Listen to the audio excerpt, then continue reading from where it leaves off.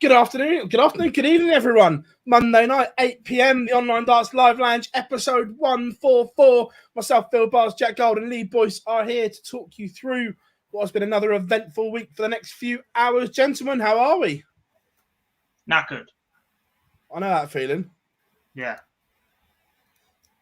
I'll add to that. It's been a long week. That made me chuck this man under the bus here. Oh, I'll get up and do registration. Teddy rocks up 2 days in a row. I didn't need to attend registration because you decided to keep me up all night with your horrific snoring. That's what I mean. I know exactly what you mean. Right, Reading was fun then, boys, yeah? Yeah. I offered to do part of Dob's job. Dob decided to do it himself. No blame my way. I've just done the nice thing. I'm a But there we professional. go. I'm a professional. I'm a one-man team. Professionale. And Brilliant. Jar, to answer your question, why am I wearing ear defenders? They're not ear defenders. My lovely fiance says there's a certain person who's very loud from this chat. Dob by name, Dob by nature is that person. So I've done with earphones today. Keeping up the entire household this weekend. Great success. First of all, let's jump into the chat room. Daniel, how we doing? ABM is in. Kieran, Jack, Rebel Canny, Sam, Matthew, how we doing? James, Chris, Angelo, how we doing? Paddy, Jara's in as always. Big Johnny is in. Adam, how we doing? Yeah, rocking the Gezi look. Oh no, I've got to check my DIO rulebook. I don't know if they're allowed on this show. You're always allowed once until the rule's implemented. You know that we all agree you can't put a rule in and then implement it straight away. But remember, Big Brother always watching. Good evening, Mr. Porter. That's fair. I like it. They watch. You do. My career aspirations don't.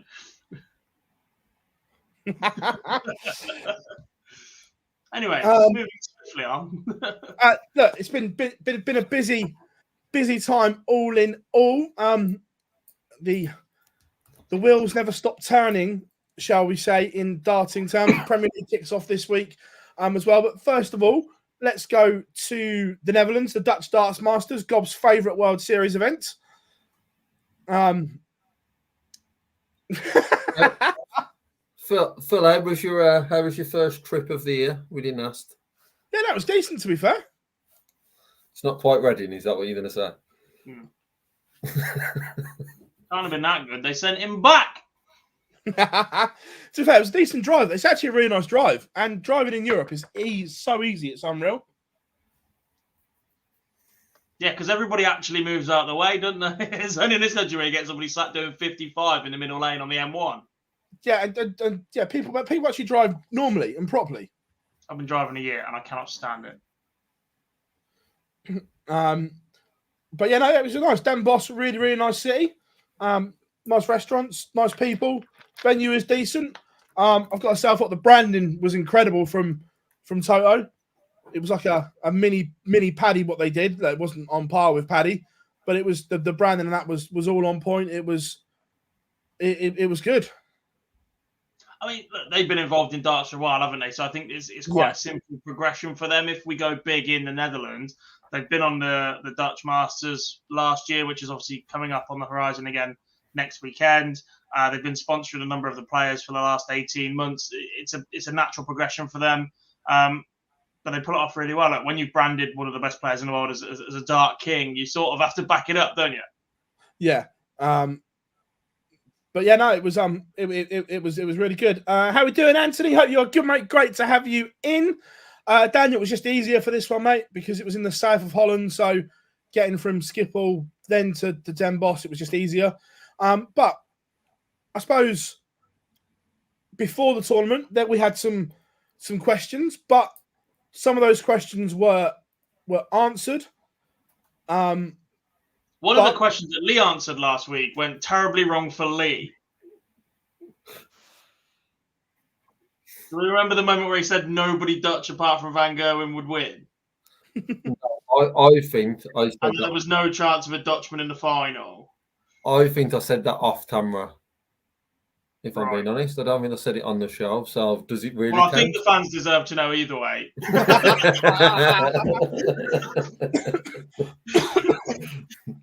To be fair, I won't name names, but we had the same kind of conversation in the press room, and we didn't give them much hope either. So yeah, We're apparently the most knowledgeable people in the sport. But yeah, it was good. How are we doing, Jamie? Good to have you in, mate. But right, first of all, first round, there was some big shocks in this first round. And Right. There was one big shock.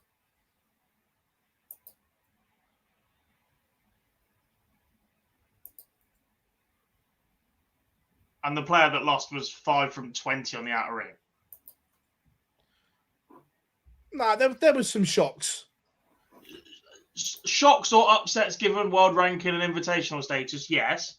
Form, absolutely not. Look, Kevin Dukes beating Peter Wright, yes, is an upset. But is it a shock given Peter Wright's form at the minute and the way he played last week? Absolutely not. It is, considering we've only seen Kevin Dukes play on TV once. It's still a Played shock. bloody well as well. But it's still a shock in his young career.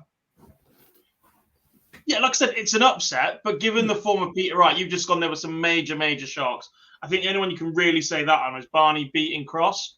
And when you consider he is one of the most revered people to ever leave that country, let alone just that sport, in that crowd, with a player who's then gone, I'm sure it was 5 from 20 on the outer ring.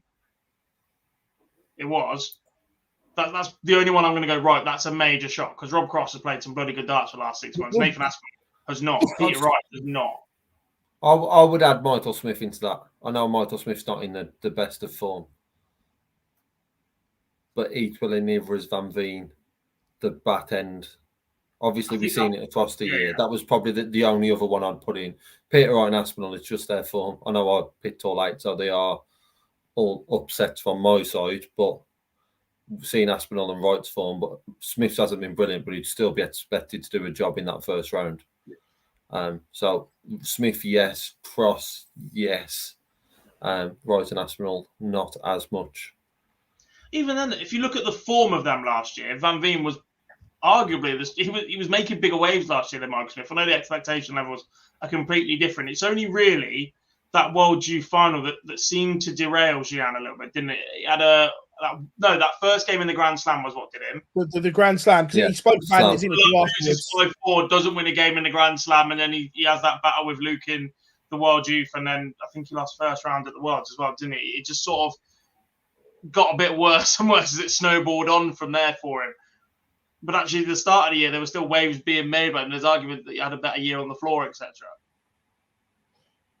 Yeah, it was the slam that derailed him. Yeah. When he missed countless doubles. But look, we'll go through. Look, Luke Littler beat Dirk comfortably. It wasn't either of them their finest hour, but Luke never looked in any danger in that game, to be fair. Yeah. Go on. I was just going to say there was no real concern. The scoreline probably as expected. It's just at what point are we going to see a rejuvenated Dirt or Dirt taking a rest from playing, or because we know the position he had the back end of the year was, I'm still going to play. That's the prize money. He's still going to attend, I think, when he was talking about the World Championships.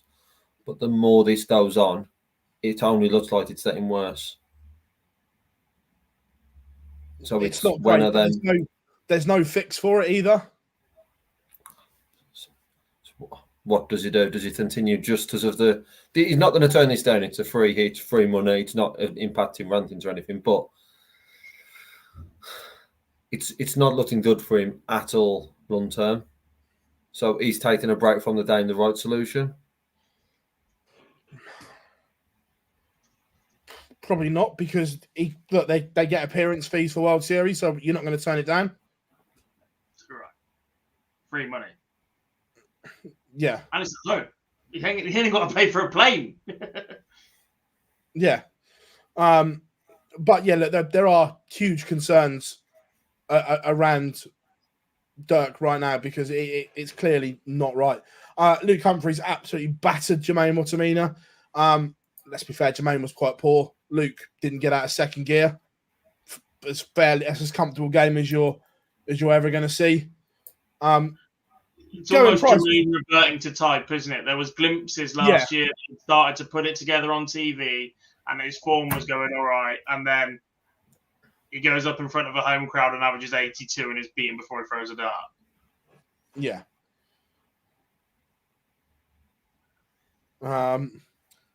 So yeah, how are we doing, Mark? Hope you are good. Kurt, we'll answer that in a second. I'll star that.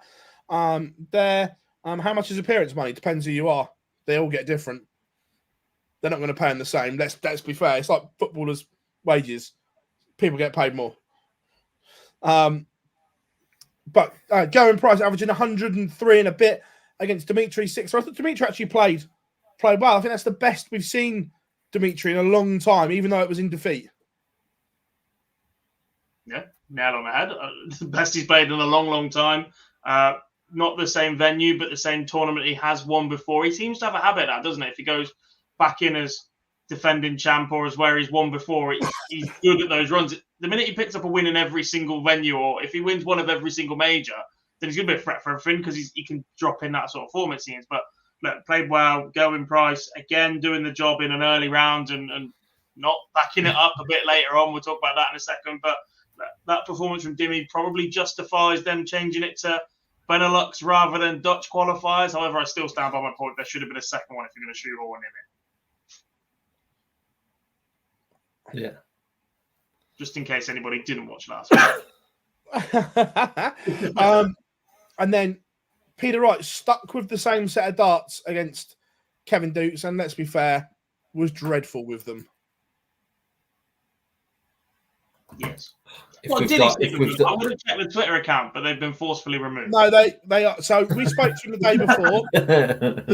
The dart was the same. He got bored and coloured in the rings himself, but the dart was exactly the same. He did the flight and stem and that, but the dart was the same, apart from he had his felt tip pens out. If he's got so much time in his hands right now, he should probably spend a bit more time on the board, yeah. I know we talked about dirt in a different manner around the form with Peter Wright. It's just, I think a lot of people don't really want to see 16 weeks of this Peter Wright. Oh, no, we'll come on to that afterwards. There's a whole section about Premier League stars in trouble. I've seen it, but still, that's just where we are with every visit. It's not every game. It's not every game. It's just every visit. I'm just like, we're going to see this 16 weeks. But yeah, we'll wait on that one. Then best friends collided. Probably not the game that either one of them wanted. But MvG dominant over Vincent van der Voort in no real danger. Now, Rob Cross, Raymond van Barneveld, I'm still scratching my head. How did Raymond win this game? Because I've still got no idea. It was 5 from 20 on the doubles. It was literally the first thing I said tonight. Were you not listening, Mr. Barth? But yeah, I completely agree. Look, Cross is... I don't want to call it a Joe Cullen performance. Remember a couple of years ago when he just found ways to lose, or Dovey when he found ways to lose when he was the better player? That's exactly what's happened now. That is one that is a statistical anomaly. You look, every single statistic, average, tons thrown, 140s, ton 80s, he's better than or level on until you get to the doubling percentage, at which point he's 5 from 20. Yeah, he missed darts to go 4-1 up, and all of it then from there, it was just like, yeah. Look, Rob still averaged 98 as well. He scored exceptionally well. 25% on the doubles and average 98. That's 104, 105 if he starts clicking. Yeah. But we'll come on to Barney in a minute because he had a fashion meltdown the next day, but we'll come on to that. Again, Michael Smith only averaging 88. I'm going to say it. I'm going to say it again. It's the darts. Those darts need to be modified. They do not sit in the board. They don't go through the air the same as the old ones. has he changed thickness of flight or something? Because that seems to be, there must be less snap in the wrist or something. They just seem to be a little more floaty in the air, and there's a bit more movement in them, I think. I think it's the flights. Wayne was talking about it. I'll double check. I'll speak to him at the Premier League this week. But I think the barrel is longer and slimmer than the old one. Because does that make sense? Yeah. As well, I think the barrel is the balance point of the dart, the way it's coming. If he's throwing it exactly the same way, or trying to grip it the same way, do you know what it looks like? It looks like he's changed. It's not what's happened, but it looks like the change that happens when you go from a standard flight and stem combo to a molded set, the way it's going through the air. If it's offline, it's just gone immediately. Like, it doesn't feel like he's got the feel of it at all. And as much as you want to sit here and say just time getting used to it, he had the excuse of partying too hard as world champion last year, etc. He's been with this set of darts for well over a year now. He will have had these in private before he made that transition and practiced a little bit. Okay, then went on to win the Worlds and had a couple of majors in his bag before that. But he would have been given these little tinkers, say that he's happy with them, and then the minute that change happens afterwards, right, all systems are go with them. If they're still not working a year later, it has to be them. It has to be, because he's far too good for it to not be them. Yeah, I'm trying to find the measurements, but I think, and Wayne was chatting about it, but I think the barrels are longer than the old ones and slightly thinner.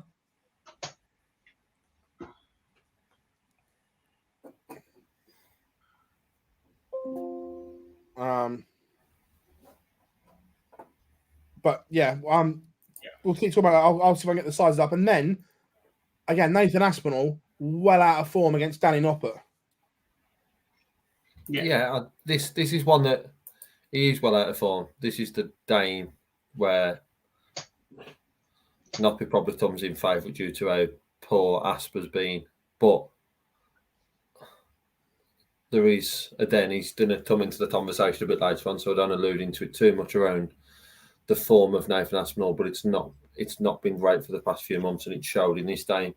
There is certainly a concern, not as big as some of the others, but the form just one does enough, and Noppert did a professional job. In front of the home crowd, it was pretty good last time we played there, I think. Yeah. I think he was beaten by Dimmy in the semis, and then Dimmy beat Dirk in the final, if I remember rightly.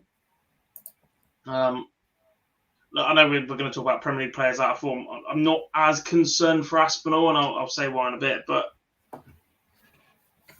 to lose to a player who's in the top 8 in his home crowd, in his home country, as your second one back from competing for an awards and whatever, you can write that one off as, do you know what? There's a chance that happens. Losing to an outside prospect like Dukes,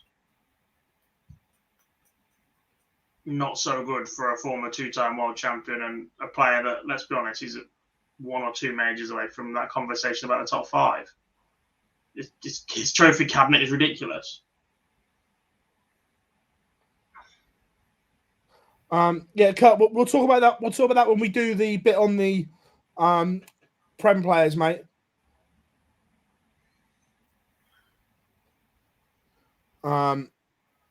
But yeah, so that was that. All right, moving into round 2. Repeat of the world final. This time it was Luke Littler who got the job done. Pleasant surprised, I think. I think that was the last real test, wasn't it? He came through Van Gerwen and Price last week relatively simply. It was how quickly can he banish that World Championship final loss? So Humphreys behind him. Look, he's clearly an incredibly confident and competent young man. He's ridiculous talent, but when somebody's beating you in the biggest game like that and has that head-to-head record, all right, this game doesn't potentially mean as much as the World Championship final, but in the moment you're not thinking, oh, it's not as important, so I'm not going to try.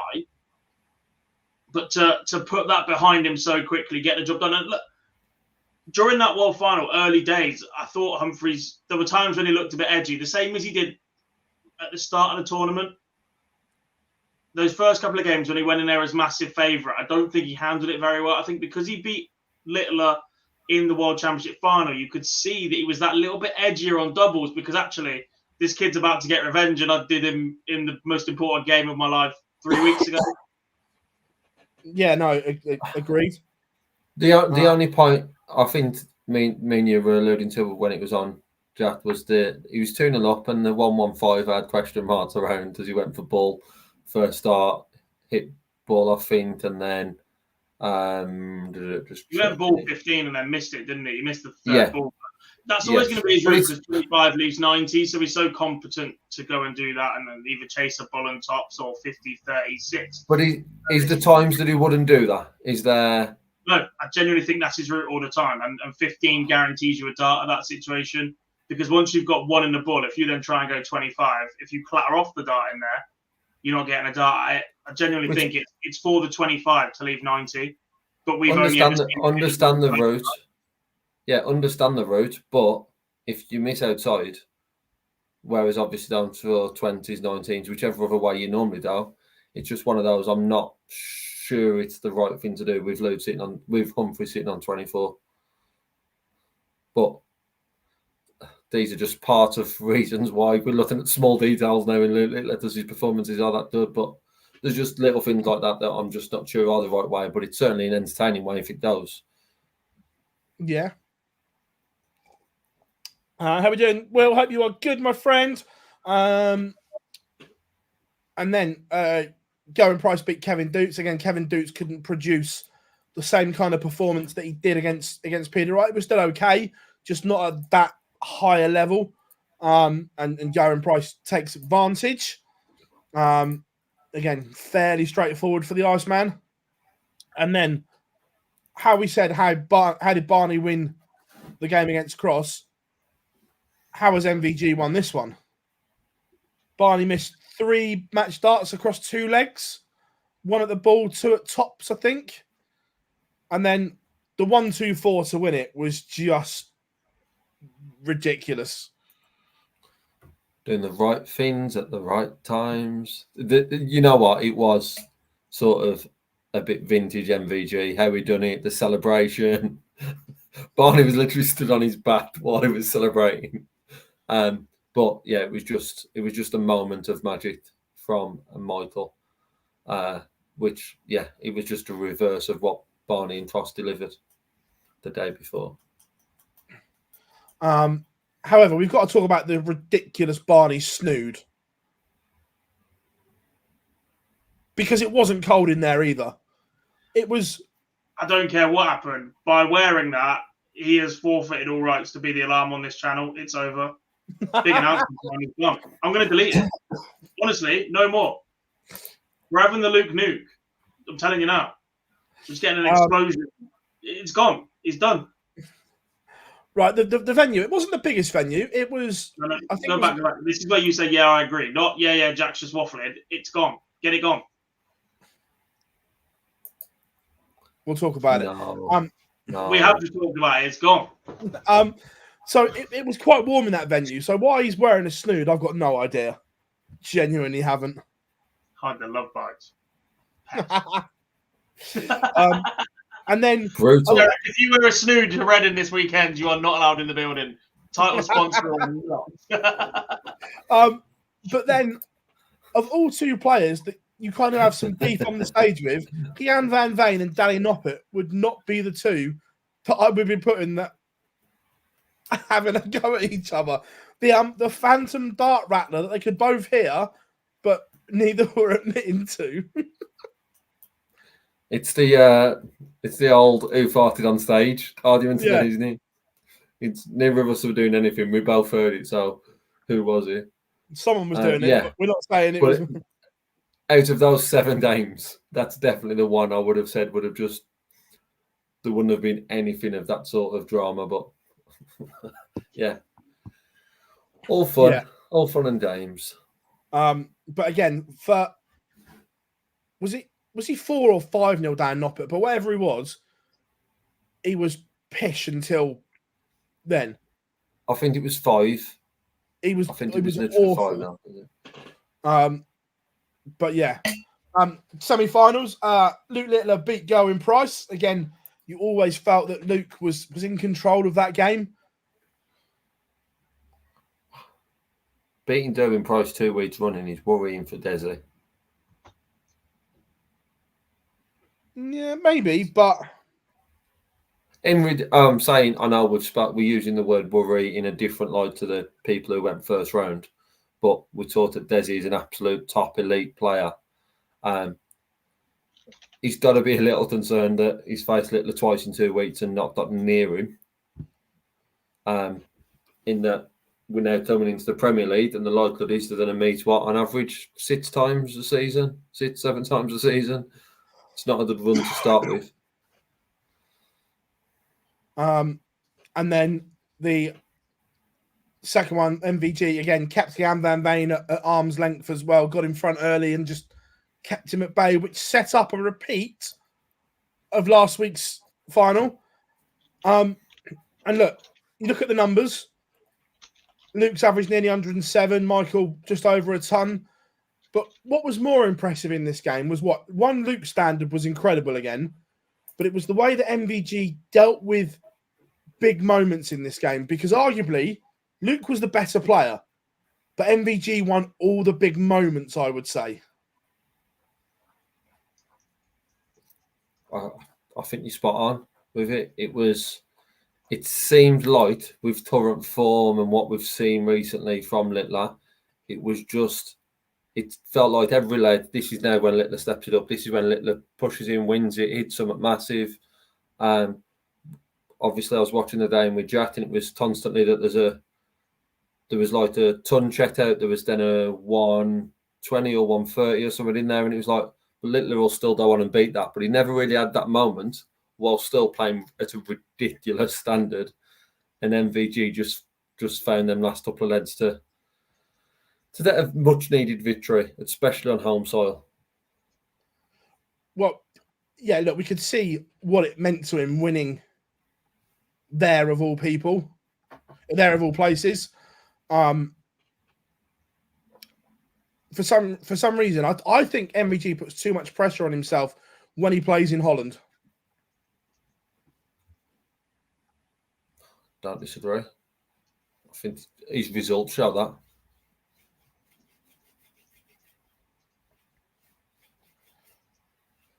Yeah. Yeah. But we're running out of things to say about Luke because, again, just incredible from him. Yeah. He is very, very special, and that's why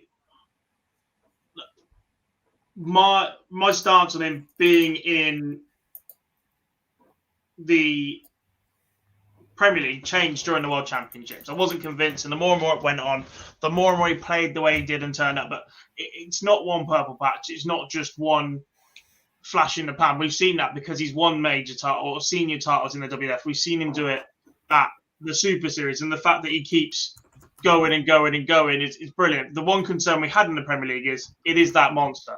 And if Nathan Aspinall suddenly finds his form again, he's got a rematch with Luke Humphries to open up, which we spoke about would they not put him against Luke Humphries on the basis that the entire world is going to be watching Cardiff on Thursday night. Right, it's going to be one of the most watched Premier League nights of all time, easily. With the buzz around darts right now, FA Cup weekend just gone, the football doesn't return properly. Before that, there's not a lot else on at the minute. The Six Nations starts on the Friday. They're not really competing with European football this weekend. There is no European football this week. It doesn't start for another couple of weeks. There's very, very little for them to go and compete with right now.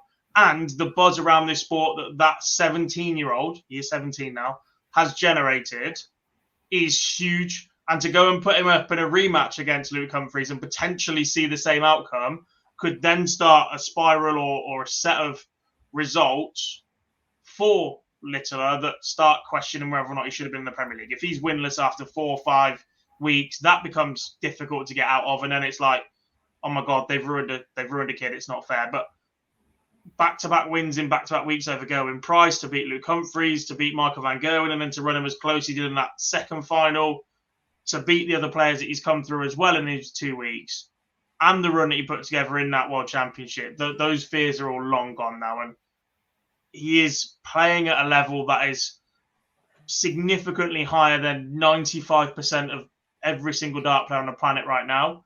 And the worrying thing for literally everybody in the world is even Van Gerwen was pretty talented at his age, but he got better. Yeah. He got better. And let's be honest, if there is a criticism of Luke Littler's game at the minute, is he has too many troubleless visits, but then he backs it up with a big visit later on. If he turns them troubleless visits into tons and ton 40s, or just keeps the score ticking over a bit, finds one treble, but it's a 97 or a 93, or do you know when he's chasing the 19 or the 18?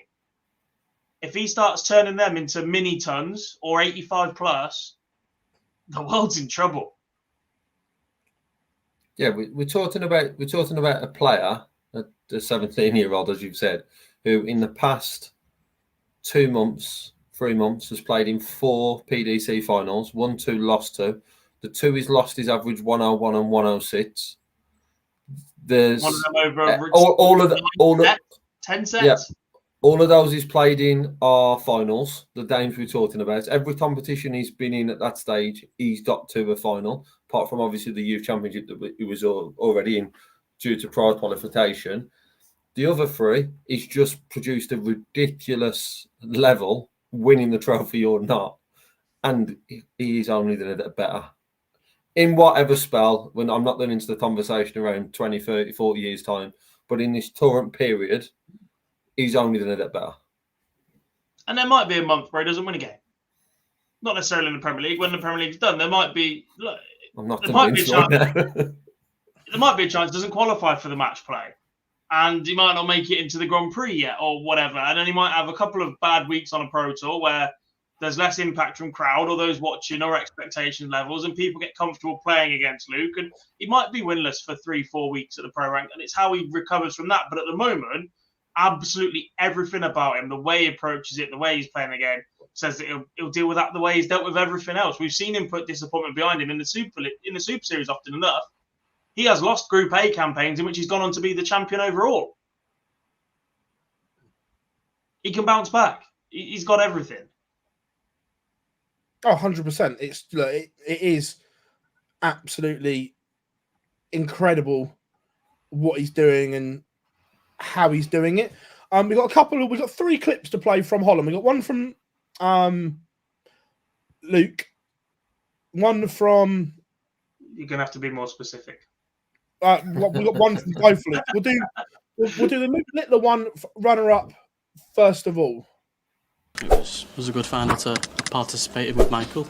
Obviously on his home turf, I wanted to win, of course, but it wasn't to be. And like I said on there, I just went hold, and then at the end he got me because I missed the 170. But it is what it is. You put him under so much pressure, but he didn't crack. Were you just waiting for that opportunity?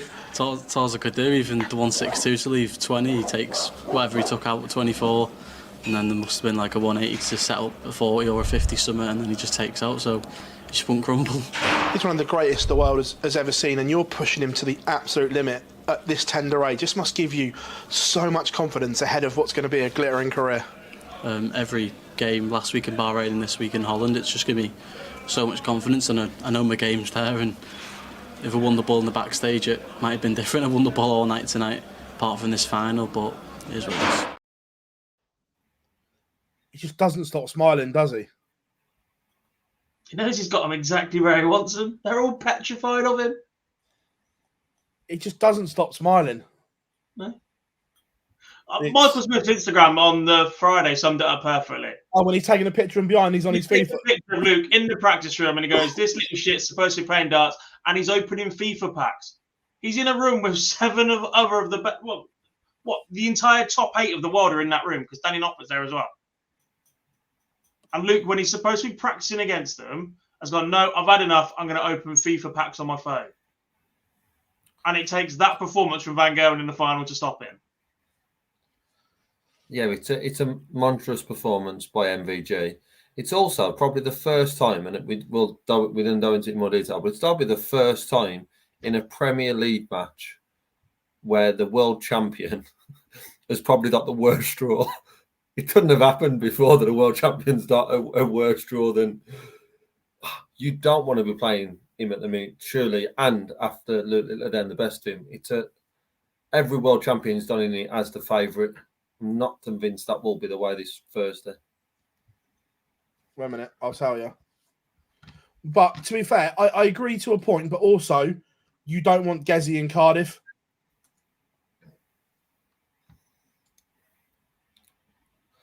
But believe me.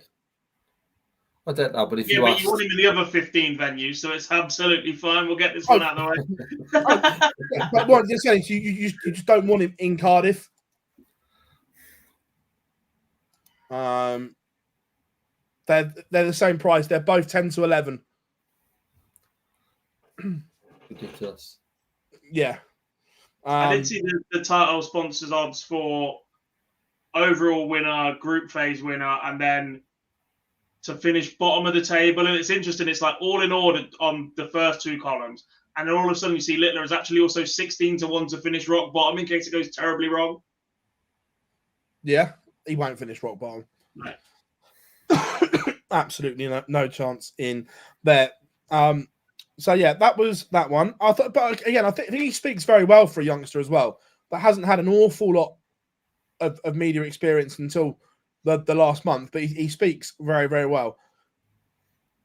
Yeah, he's probably had more than most players. He's had more than most players now. Yeah. A month Right. Now we've got one from MvG after winning. I think I play well all over the tournament, and I think that's what you want, and that's what you want to show the world. And of course, Luke Littler, fantastic dart player, and I like to have him on the tour. But you also have to make sure you keep doing the right thing for yourself, and I think I showed that tonight to everyone. I don't have to put express on me, because if people start to play well, you only have to do yourself is start playing better yourself, and that's the only thing what comes in my mind. That battle against Luke up there, you seem to really enjoy someone giving it to you for a change as well. 100%, I think he played phenomenal, and he had a lot of big chances, and his scoring power was probably slightly better than mine, but my finishing and the way how I've finished some kind of legs at certain moments, I think there was key moments. You promised in Bahrain you'd get him, and you stuck to your word within a week. I have to win any title I'm playing in, and that's the way how darts goes. And of course, you're going to have some trouble here and there, but that's the way how sport is. And you have to face it, you have to battle it, and you have to keep fighting it.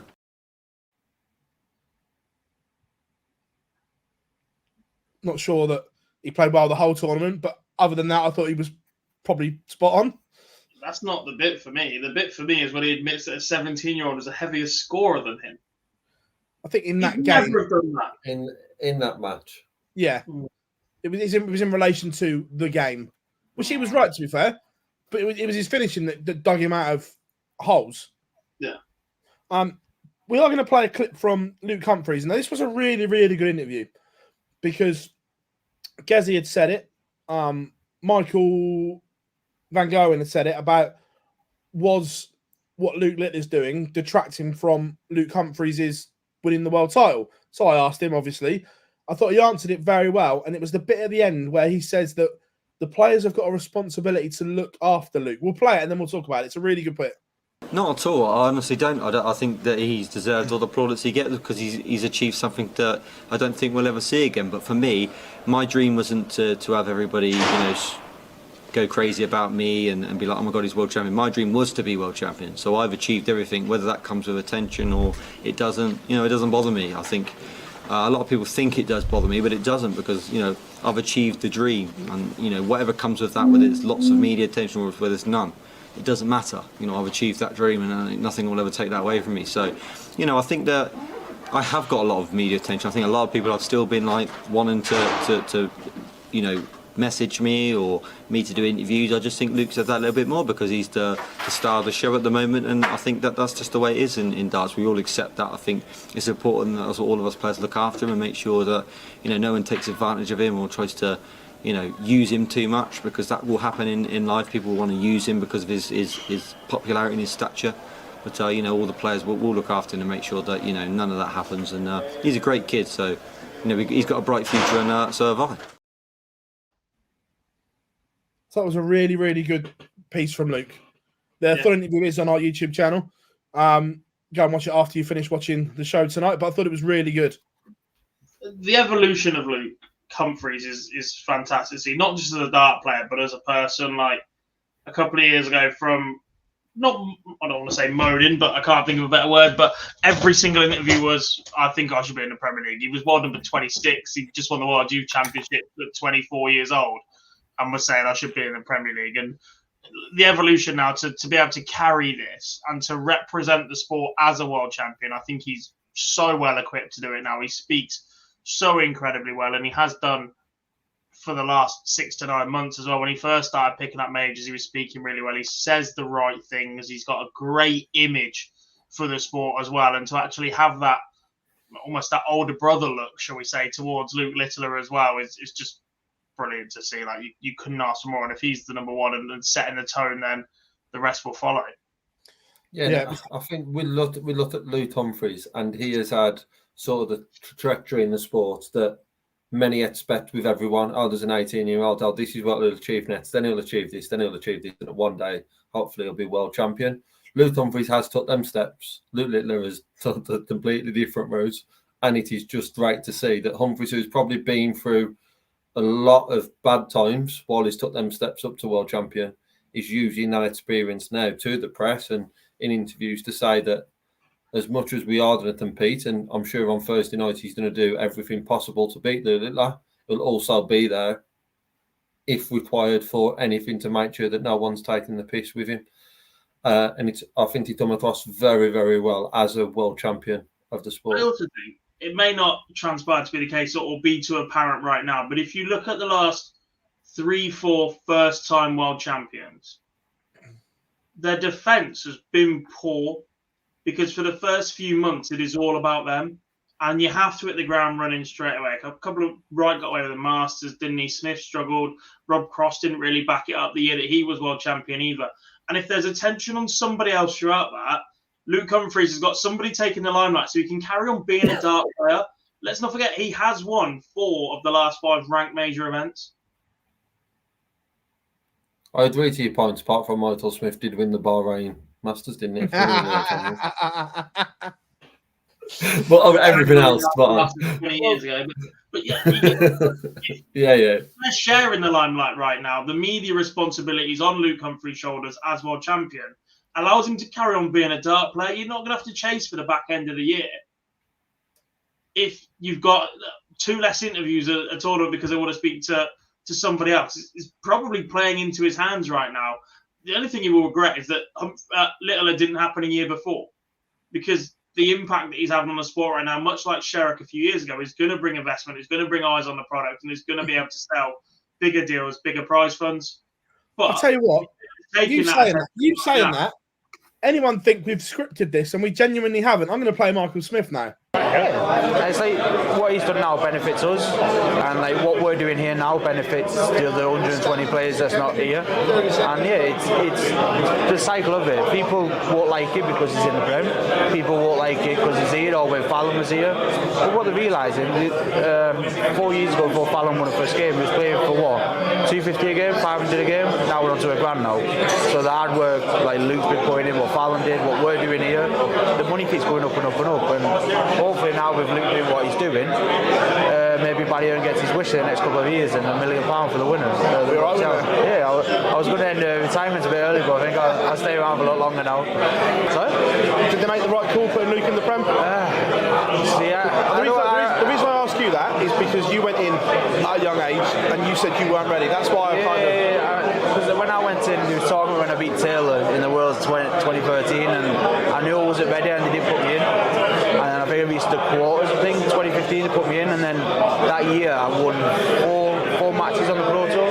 I lost 26 first round matches and it killed me. It took me 18 months to get it back. And I think last year they said the interview about Humphries, he's not quite ready. They're going to give him another year, and then he goes and wins 4 majors.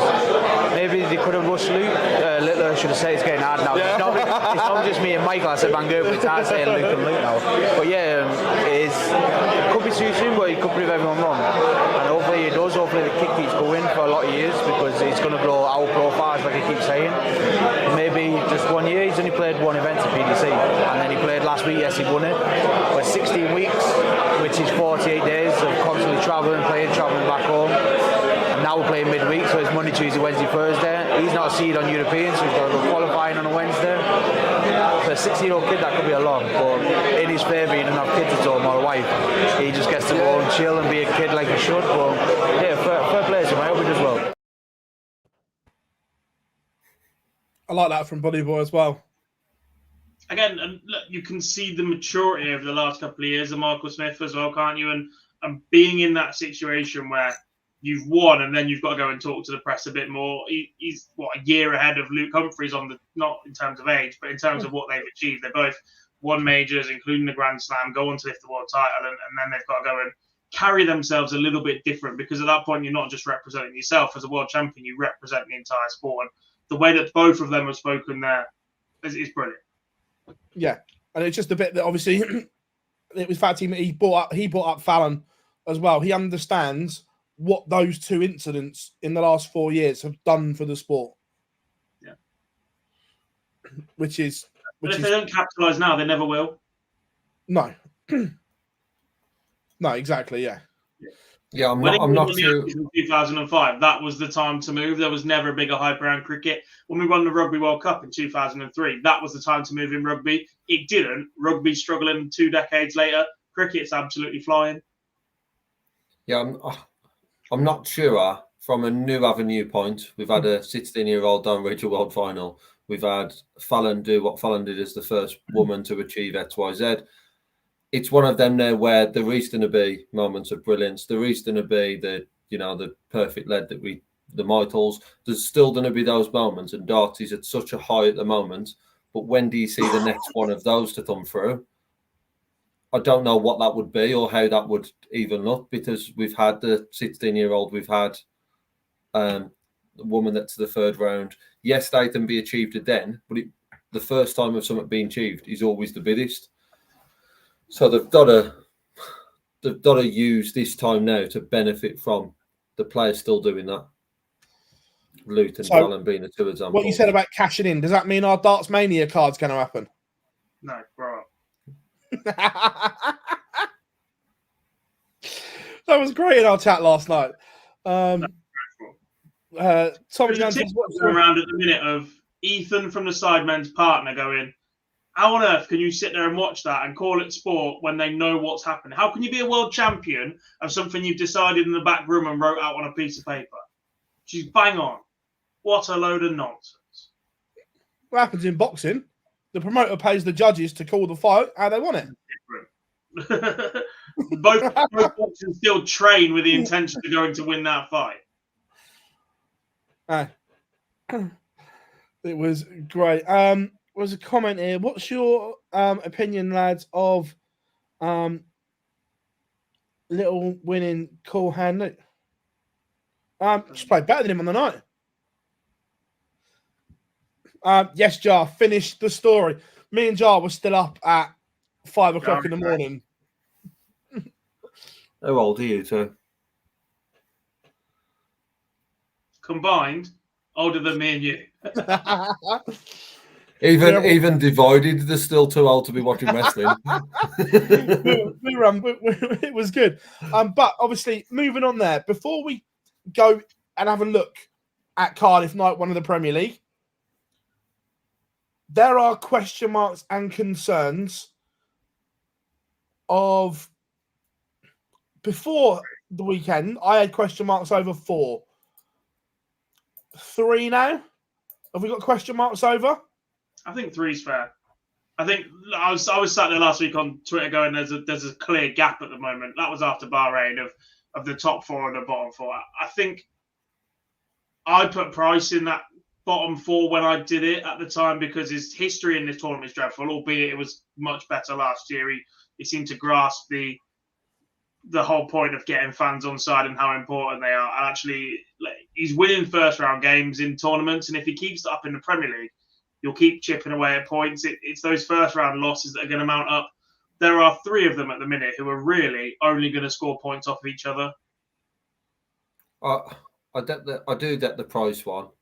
However, it's gave him a perfect opportunity before fixtures are even announced, with it being in Cardiff, to start well. Yeah. Then the fixtures are released, and he's putting the better half of the draw from when we talked about if you split them into fours, he's in the perfect half of that.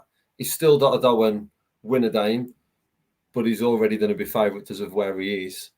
There's no more of a home tie for Desi than what he receives everywhere else. So he's probably more on the top half of I'm less worried about, but there is certainly a few that I think will grow into the Premier League, with the exception of one. So and the worry for the one, I think, because I think we've all pinpointed exactly the same person who is favourite to finish rock bottom right now. His record in this tournament is absolutely abysmal for a player of his standard. I think he's made the Final Four twice in 10 attempts.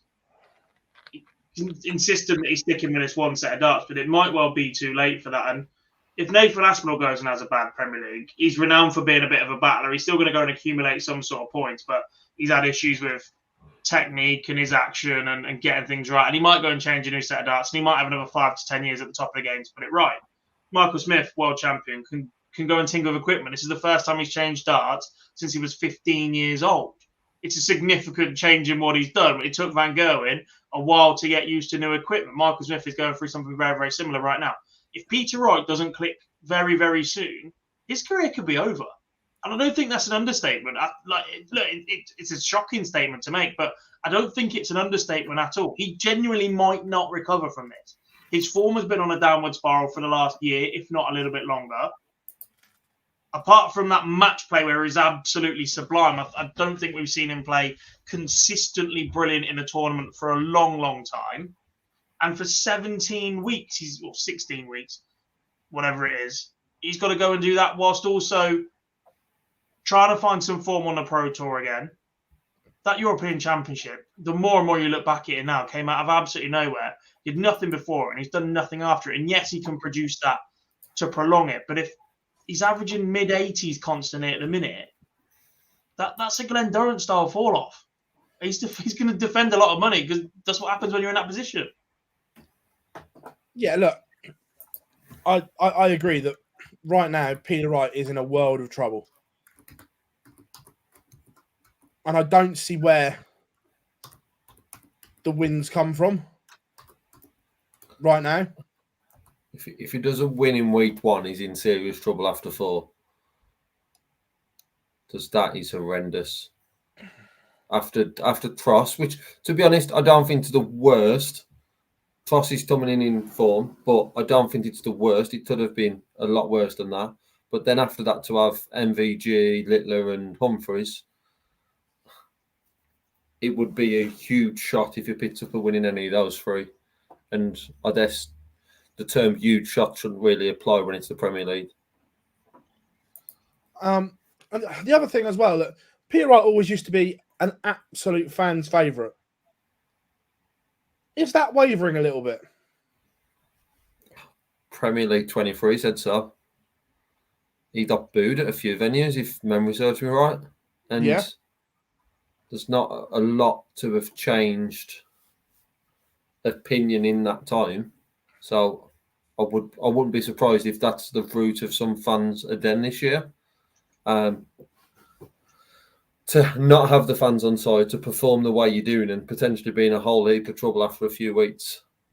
I struggle to see the positives of Peter Wright in the Premier League, if I'm being honest right now. And well, he's in there because of 2 nights in Scotland and Gary Anderson said no. Yeah, but sport doesn't throw up anything. So it can prove us all wrong. However, right now, before a dart is thrown, and what we've seen in the past few weeks, and I don't want to read too much into a Dutch Masters and a Bahrain Masters, there's very, very little positives in Peter Wright's game and Peter Wright being in the Premier League for 16 weeks. I think it's Kurt said about Nathan Aspinall needs to go back to his old darts. I don't think that with Aspinall, I don't think it's the darts that are the issue. I just think he's missing some match practice and competitive reps. I think they have to be a consideration because he's another who has changed, and since he has changed, there was a comment in the chat about earlier. There's more regrips, which does make you wonder if it is sitting right in his hand. Probably look when he's on it, he's brilliant once again. But maybe that margin for error to be on it is different. Consider it like a set of golf clubs, right? I could take a set of low handicap, high handicap irons out and play absolutely fine. I can strike when you pure it a blade much better, but I'm going to pure it 1 out of 10 shots. I'm going to hit my comfortable irons for a high handicapper in the middle 4 times out of 10 because I'm a crap golfer. Poor analogy, but you get what I'm saying. Like the sweet spot is there, but how often is he hitting that? But this is an evolution. You think I might be wrong with this, but didn't he win the match play with prototype darts? They weren't the old ones. They were the ones that were in the process of being slimmed down. I think so. They certainly were changing. Yeah, because it was a gradual thing.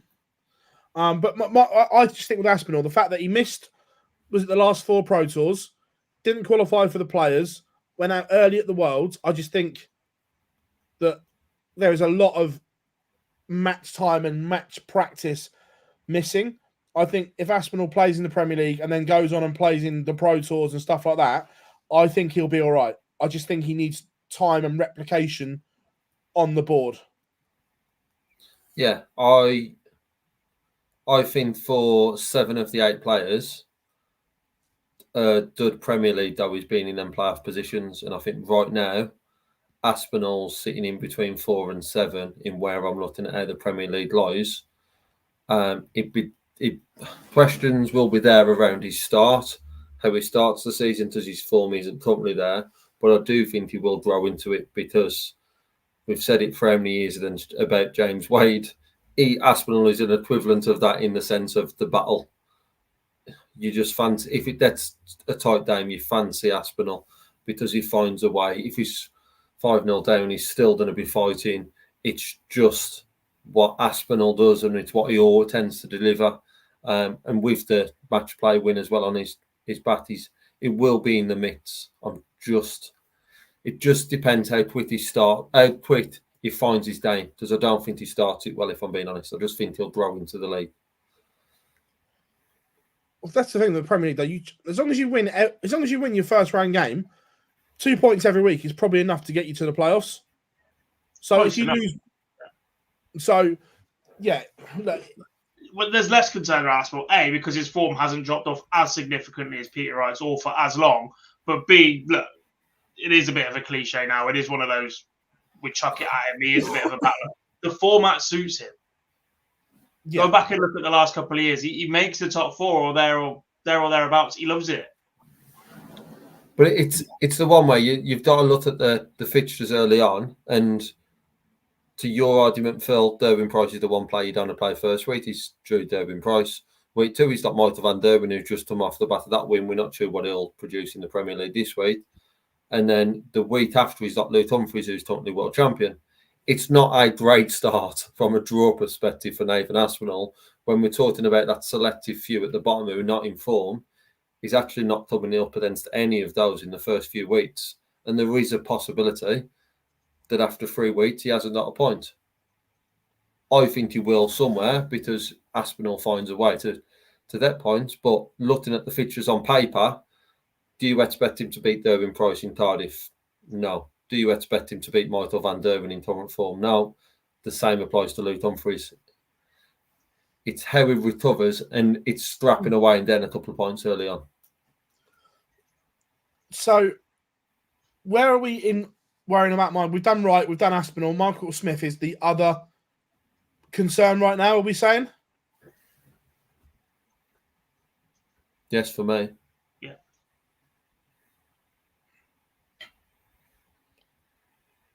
Again, and that's equipment based, and we've just been over that. There's something not quite right about Michael Smith's game right now, and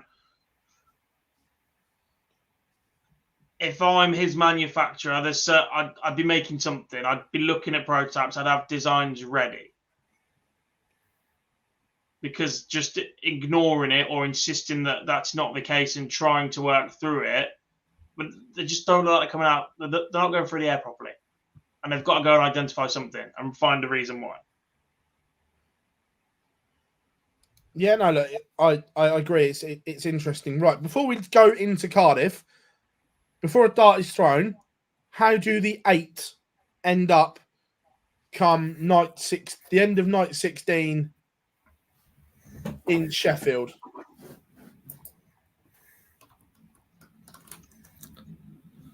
We'll go from bottom to top. So I think a chat room, get involved in this as well. Are we all agreeing that Peter Wright is in 8th? Yes. Gob? Yeah. 7th. Smith. Just. Derwin Price.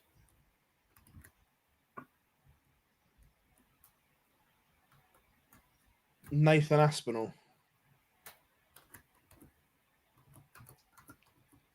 6th. Nathan Aspinall. Smith. Michael Smith. 5th. Cross. Price.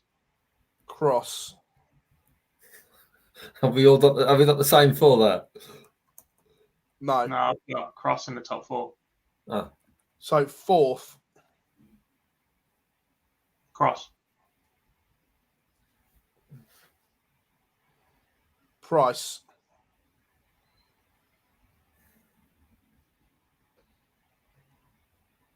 Aspinall.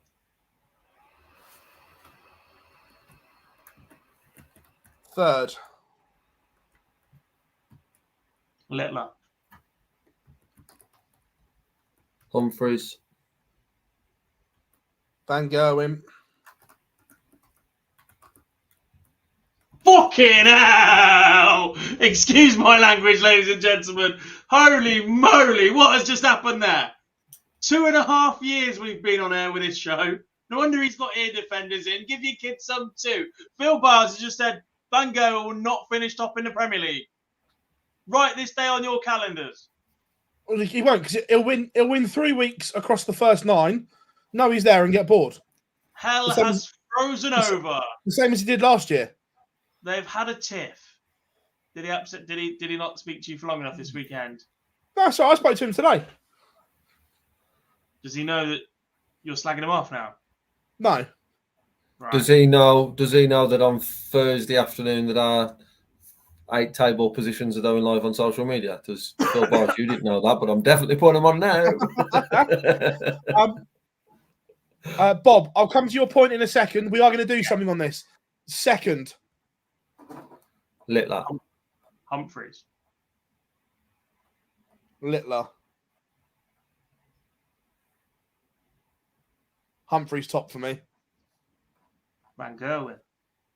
Van Derwin. Because when it's all said and done, he is the Premier League man, isn't he? Oh, look, I still think he wins the Premier League. I just don't think he finishes top. Because there's no... But if there was a bonus, like there was before, if there was a 25 grand bonus, I'd have him all day long. Because he loves a pound note. But like last year, because there's not, as soon as he knows he's safe, he'll get bored. So, Bob, we only spoke about it today. We are going to get something tallied up, like graphic-wise, of all our predictions every week. So, yes, we will. And it's going to include the wider team as well. So there are more than just us 3 out on my darts. We're going to do the whole OD team. Yeah, we're going to have a graphic ready every week with the rest of the team's predictions. They're going to have a deadline of Sunday night for the following week. Bit short turnaround, but it is what it is.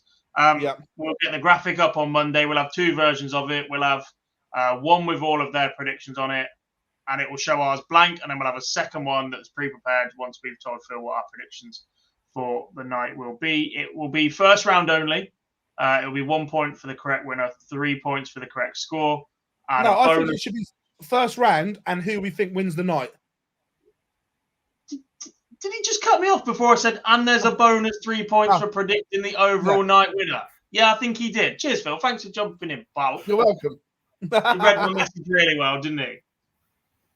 I'm still sticking with what I said. The winner gets the close. We don't need to worry about the winner, but there certainly needs to be a forfeit for the loser. We'll work that bit out. Yeah.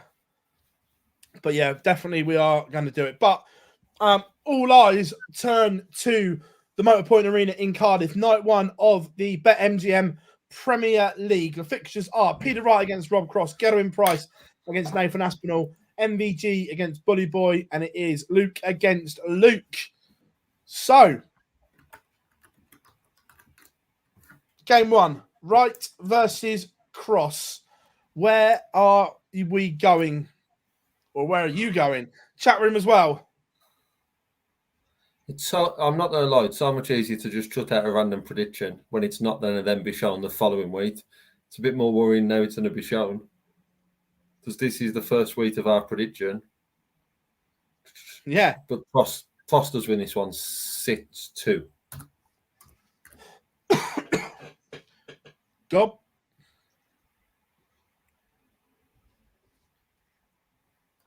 I'll be honest, I was messaging. Who's Cross playing? Peter Wright. Ooh. 6-3. Terrible watch.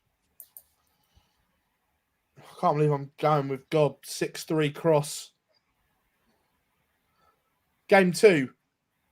Price against Aspinall. 6-1 Gerwin Price.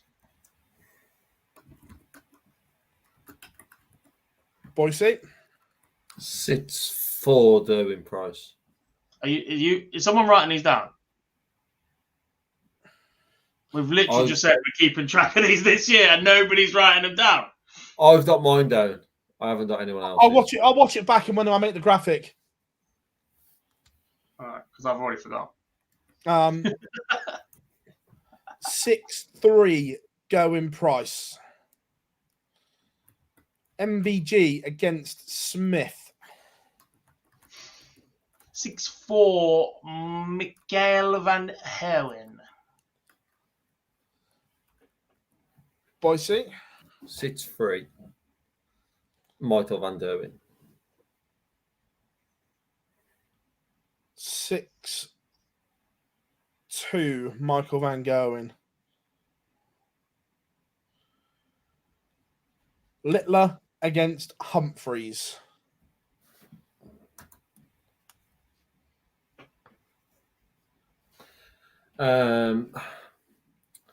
Luke Humphreys 6-4. Gob. Littler 6-3. Humphreys 6-5.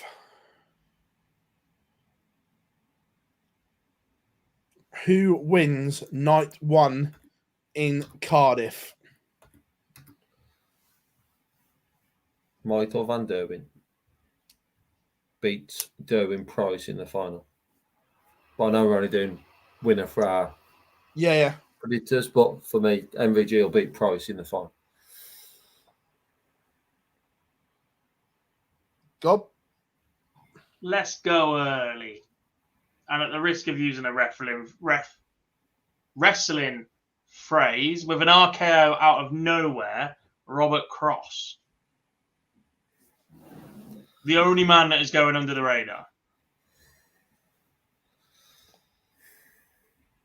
Humphreys beats Price in the final. It was a bit samey earlier in our prediction, so I'm quite happy that we've all gone for different winners. Yeah, we've all gone. we've all gone different. Humphreys to beat Price in the final for me. Chat room, what you saying? Who wins overall? Come and get involved.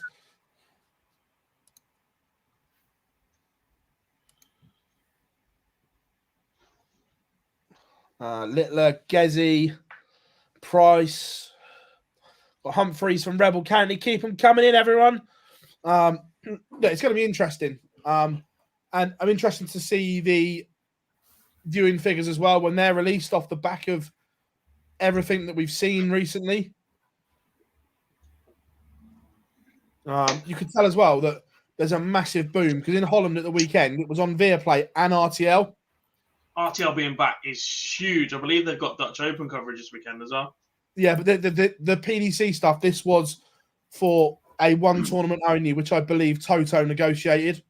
Yeah. There is a massive boom because for the first time that I can remember, looking at tickets for the Premier League in Birmingham have nearly sold out, if already sold out, and that's never happened because that's the most, or one of the most soulless Premier League venues ever.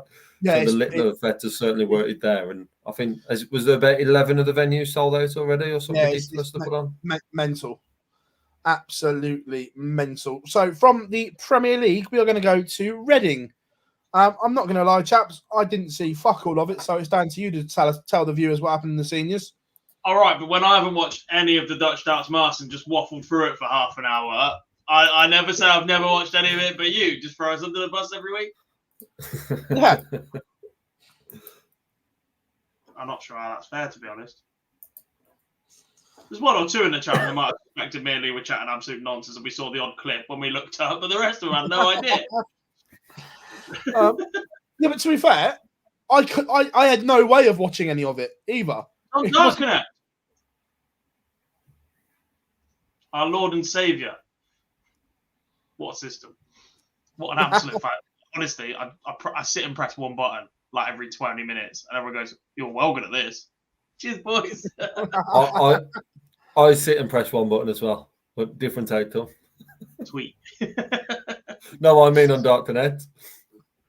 Again, 5 events across the weekend, 2 or 3 ranking events, 2 qualifiers. Correct. Good to see that. First of all, good to see some of the big boys turn up. Those that had already been invited to the World Championship come to play the ranking events, the likes of Kev Painter, Andy Hamilton, Mark Dubbridge, Robert Thornton, John Henderson making the trip down from Scotland. And it made for some fierce competition in there as well. The first tournament of the weekend won by Richie Howson, back in the winner's circle. It's been a while. It's his first non-qualifier win since, what did you say? The summer of 23? July 22. Yeah. I think that was Shield Bottle. Absolutely miles. Look, he's won qualifier since then, but yeah, it's nice to see he's remembered he's not just a snooker player anymore and he is still a dart player, and he's been threatening that the weekend before as well. Perfectly good to see him hitting that form ahead of the World Championships. He is one of those players that he walks into the tavern with a lot of pressure and expectation. Now he's been there twice. He made the final last year. He is the home crowd favourite. That Friday night was magnificent last year. The Saturday to play Phill Taylor in front of a crowd that was equally as loud and busy. There's a lot on Richie right now, and to see him delivering darts a couple of weeks before that is brilliant. Who won the next one? It was a long time ago. Mr. Nick Fulwell, and he will hate you for saying that. He's even watching as well. Hello, Nicholas. He was brilliant. Rocked up on debut, wins an event, moved through the field really, really nicely. When he says, "I've only entered on Wednesday and it's one of the best things I've done in that short space of time," and turn around, it knows you're putting together the right sort of environment and atmosphere for these guys to go and play darts, and the levels that some of them were producing were absolutely ridiculous. The next ranking event then won by John Henderson. Yeah, correct. Yeah, Saturday morning, the last one that he could have played in as well, so made the trip a bit more worthwhile for him to come down. He was brilliant in the opening event before he lost to Richie in that final. He played pretty solid all weekend, and I think when John played last year, it was off the back of disappointment of not being a tour card holder and still with a lot of ambition and attention to try and go and get that tour card back.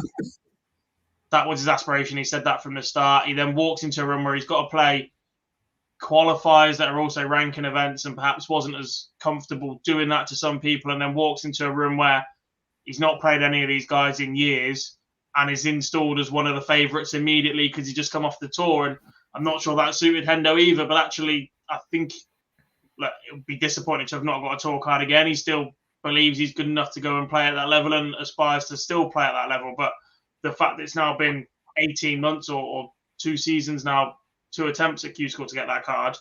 I think he was much more prepared to know that this was a backup option, and he's treated it properly, walked in the room in good form, and will turn up to the tavern better for it in a couple of weeks' time. Yeah, I'll just add to that. I think probably the moment of the weekend came in this event in the last 16 when Thornton and Henderson were in separate last lead deciders, and Thornton pinned in a 1-6-1 12 dart lead while Derek Tolson was sat in a double, and John Henderson did a 15 dart lead. Whoever did it with a 170 finish within about 30 seconds of each other was just moments of utter brilliance by the Thorn and John Henderson, but equally shows the quality in the field that they had to produce those moments of magic to go and win those games. But Henderson was mustered in this open event. Just before that, Tommy, thanks for the super sticker, mate. Massively appreciate it. Indeed. So then on to the qualifiers. The first one won by Paul Hogan. Paul Hogan has been ridiculous since he joined. He missed the first 3 or 4 events in the first season. But to have gone quietly about his business, to be honest. He qualified for the match play twice. First time was beaten by Lisa Ashton in Hull.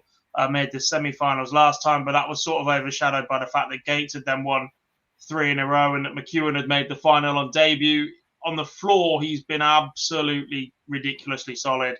It's quarterfinal, semi-final, over and over and over and over again.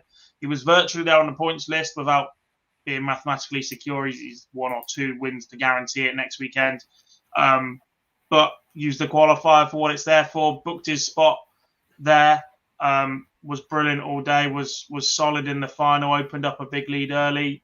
At this point, I think we have to give a shout out, and you have to feel sorry for Matt Clark now. That was his 5th qualifying TV, his 5th final in a TV qualifier in 2 years, and he's been beaten in all of them.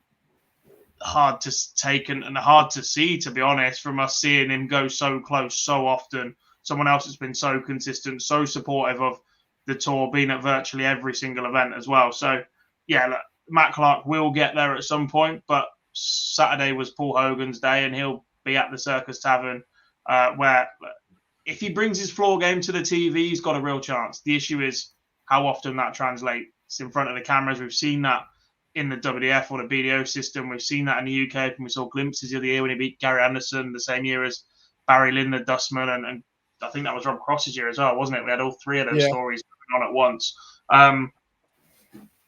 So if he gets going, he can be a real threat. And then the final qualifier won by Jim McEwen, beating Richard Irrigan. One of the most intense finals I think I've refereed up there. We've had some in stages. This one played just on a floor environment, but every leg with throw. 5 of the first 6 legs, one with ton plus checkouts. Both of them play at quite a methodical pace, so there is intensity there. It's not swinging one way or the other. They're not blistering legs away from each other. And Jim held his nerve. Richard Rowlands had 2 match darts. He had 63, went 25 to leave himself 2 darts in hand at double 19. Missed both of them on the outside, and Jim cleaned up and booked his spot at the Worlds. Again, someone to travel down from Scotland constantly to events that are always based in the south where they are, to commit to chasing the seniors. He said that in his interview at the end that he went to Q-School. He's happy with playing at the Challenge Tour, but he wants to commit to the seniors and have another crack. He had that taste of what can happen when he made the final in York last year, and he wants more of that. And everyone, incredibly nice person, incredibly nice bloke. We've had him on the show before. I get on really well with him and his partner personally. And it sums up the atmosphere in the room that the first person to congratulate him is the man he beat in the final. Constantly, it just happens like that. It's so brilliant and humble to see from all of them. But yeah, look, Jim will be a threat there as well. We've seen him at the Lakeside before. We saw him in that final last year as well. He's getting more and more opportunities on TV. He's becoming more comfortable. Let's think. He walked into the Super Series and is the man that took the mantle from Luke Littler, basically. He's not going to be there to defend it this time. I don't think he's going to ultimately revel in being the favourite in a room.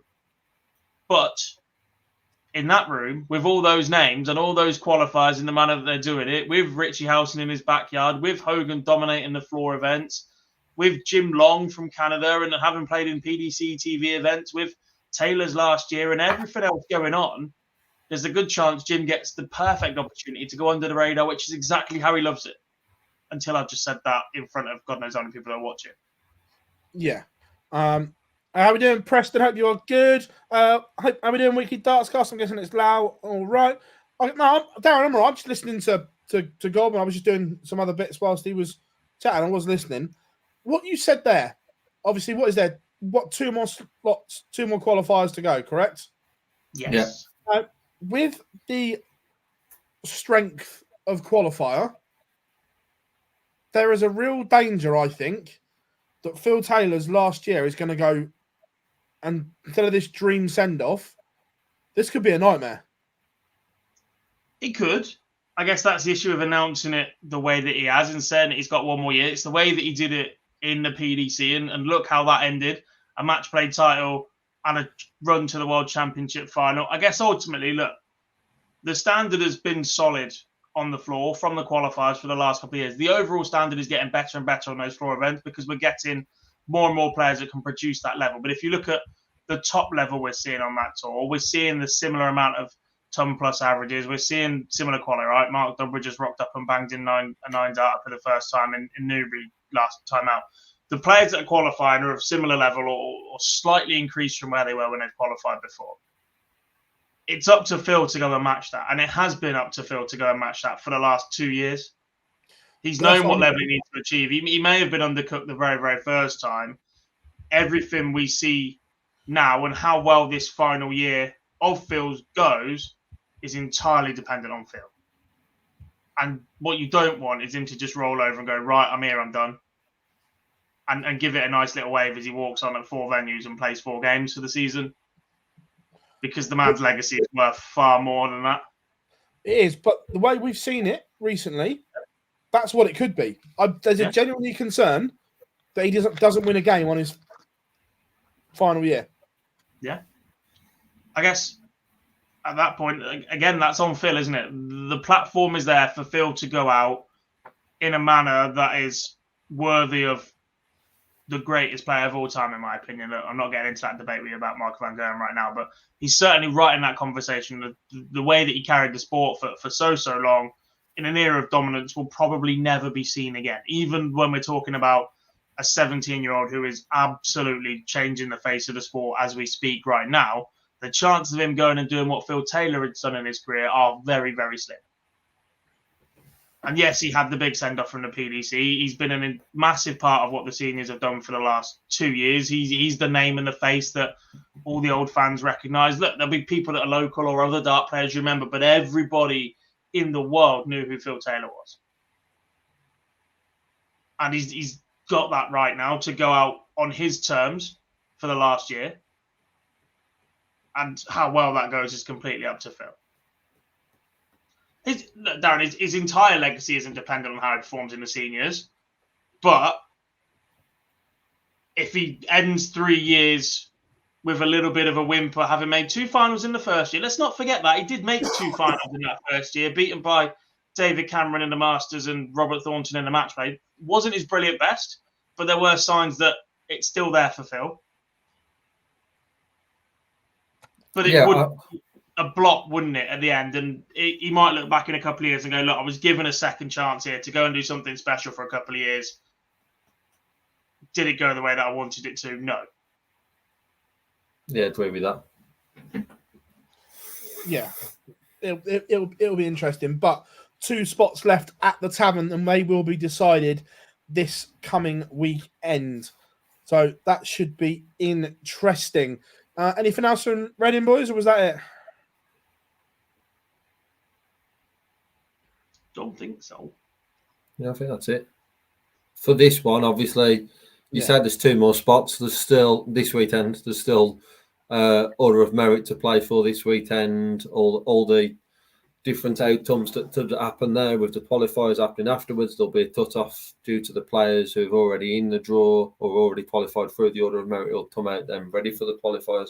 So this weekend is slightly different to the other 2 we've just had, because it would be open to anyone who's not been invited.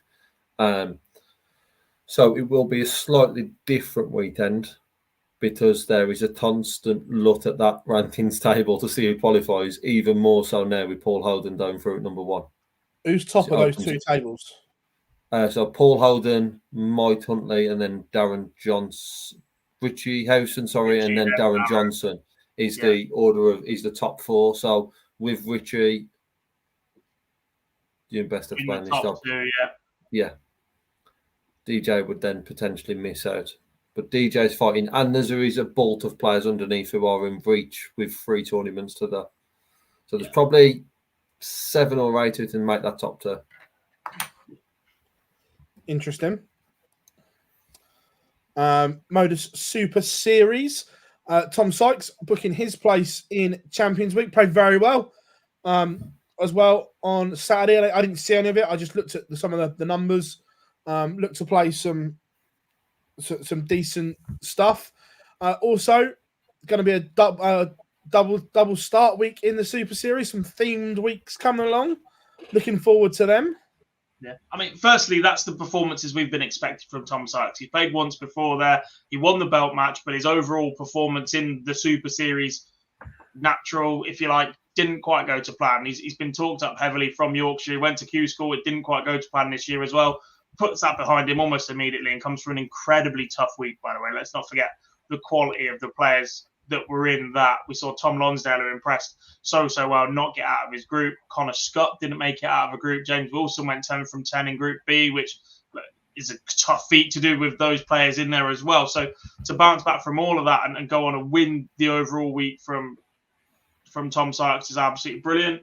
The double start, me and you have known about for a little while now, and we may know some more of the themes that have been banded around, but for this one, really excited. Some key points from that is it will move to best of 5 rather than best of 7 matches. Double start. It is a standalone week, so it does not count towards any Champions Week. With a standard top prize for the player who wins it. The field, the glimpses that I've seen looks really strong, really interesting. We're going to see some good little battles and rivalries within that. And it should be really good. And look, it helps better align the rest of the Super Series to avoid key dates or to fit it in within the calendar year. The hope is that at some point this would then push us to a line that a Champions Week would finish before the World Championship starts, and then we don't carry over from a week 7, have 2 weeks off over Christmas and start again on a week 8. You start again fresh with a week 1, or you can have a couple of weeks that are standalone weeks and avoid that nightmare that is Q School for the Super Series and start fresh where you know everybody that's going to be capable of performing in that series. So we don't get withdrawals from a Champions Week like we're going to see with Willie Borland and Chris Landman and potentially some of the seniors players as well, because the Seniors World Championships is the same weekend as Champions Week. Those spots then go down to the players who had the best averages in the finals throughout the entire series. So not necessarily the players that lost to those players, the players who had the best averages in all of the 12 finals are put in a list, and it goes down that list. So yeah, that is that. Also, we've got the Premier League playoff, or the ex-Premier League playoff this weekend as well. All back to Milton Keynes for the not so important Masters anymore. Yeah. Part of this is an oversight by us forgetting that is also this weekend, but part of it also tells you how insignificant the Masters returns to be once we've had 2 stupid warm-up tournaments around the world and the Premier League starts before it, so we don't really care who wins the Masters because they're not getting into the Premier League. I must admit, this year is the most unglamorous the Masters has ever felt because it's sandwiched between 2 Premier League nights. I'm not sure how much the big boys are really going to be interested in it. The fact that they've got to be in... We've just had 2 World Series. There's not even been a break. There's not been a weekend break. No. And the rest of the players don't play again on the Pro Tour until the 12th of February. But it's the fact that those 8 have to be in Cardiff. Or sorry, 7, because Littler's obviously not here. Got to be in Cardiff on Wednesday. Home Monday. Back in Berlin Wednesday. I'm not sure how interested these lot are going to be. No. But anyway, the seeds that come in round 2, obviously Luke Humphries, Peter Wright, Nathan Aspinall, Gerwin Price, Michael Van Gerwen, Danny Noppert, Michael Smith, and Rob Cross. Round 1 game, Stephen Bunting, Ross Smith, Johnny Clayton, Christoph Ratajski, Dirk Van Dijvenbode, Ryan Searle, Joe Cullen, Josh Rock, Chris Dobie, Andrew Gilding, Chizzy against Shin Diggity, Dimitri Vandenberg against James Wade, and Damon Heta against Gabriel Clements. Let's run through it then. We're just going to do, we're not going to go in depth in it. Yeah, it's on ITV and it is live. But before we do that, again, I know he listens and I know he's a friend of the show, but I don't care. Mace was exceptional with Emma as part of the Dutch Start Masters, a real asset added to the World Series coverage. I thought Mace was sensational. With some rascal shirts as well. That pool number was interesting. Yeah, there was, but it was. I thought the dynamic between him and Emma was superb. Really good. It's one that doesn't normally exist, does it? Emma's normally on the Sky broadcast. Mace is obviously normally on the ITV. For that to come together. First time they've ever worked together, and it was brilliant. Yeah, that's right. Totally right. Bunting versus Ross Smith. Ridiculous matchup. Scoring power, Ross Smith will be looking to not bounce back from last year, but put an early marker out this year. However, I'm going with my boy. Bunts. Bunting. I need to see the draw because all I've got is Agree, Bunting. Oh, there is the draw bracket. But yeah, in that case, yeah. Do you remember when I predicted a Stephen Bunting James Wade final and they both lost in the semi-final? Yeah, it's happening next weekend. They win. That's the final. I'm going Bunting as well. Clayton Ratajski.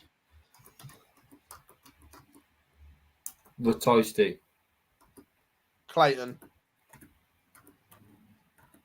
For those listening back on audio, I did the Johnny Clayton finger point. Is that what that was? Yes. I'm interested in this next game. Dirk against Ryan Searle with new darts. I bet Dirk can't lift with Searle's darts with his shoulder at the minute, which is why I'm going for Ryan. I'm going for Ryan as well. Bingo. Clean sweep on Ryan. It is. This next game is just filth. Cullen against Rock. Josh Rock, after a terrible 2023 that actually really wasn't that bad, was probably better than Joe Collins. I'm still going Joe. Joe. Joe. Dobie against Gilding. Dobie. Chisnell against Schindler. He's done win a TV title in 2023, hasn't he, David? 2023 is half a decade for you boys. Yeah, he wins this one though. Tuesday. This game. I'm going for the wall. The wall. I can't believe I'm agreeing with Gob. I'm going for the wall as well.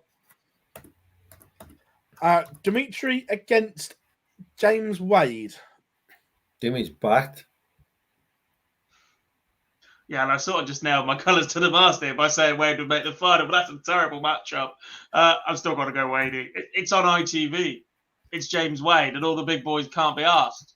It's the perfect time for him to do some serious wading and mop up. Clean up on aisle MK, please. I am going for Dimitri purely because James has been in Florida for the last 3 weeks, and I think there's going to be a lot of rust. Bugger. If you check your social media platforms, Gob, you'd have seen this.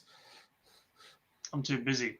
Damon Heta against Gabriel Clements. Al's Toy Barn will lose. Damo. Once go and compare it. Once you see it, you can't unsee it. Toy Story 2. Yeah.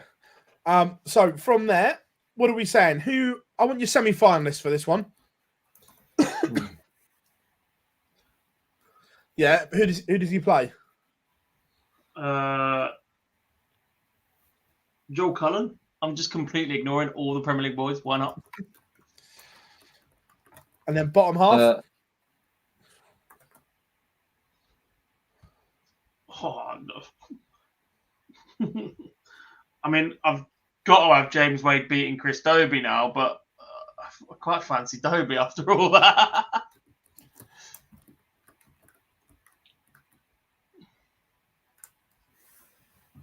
So I'll change my mind. Wadey's not making the final. It's a Bunting Dobie final.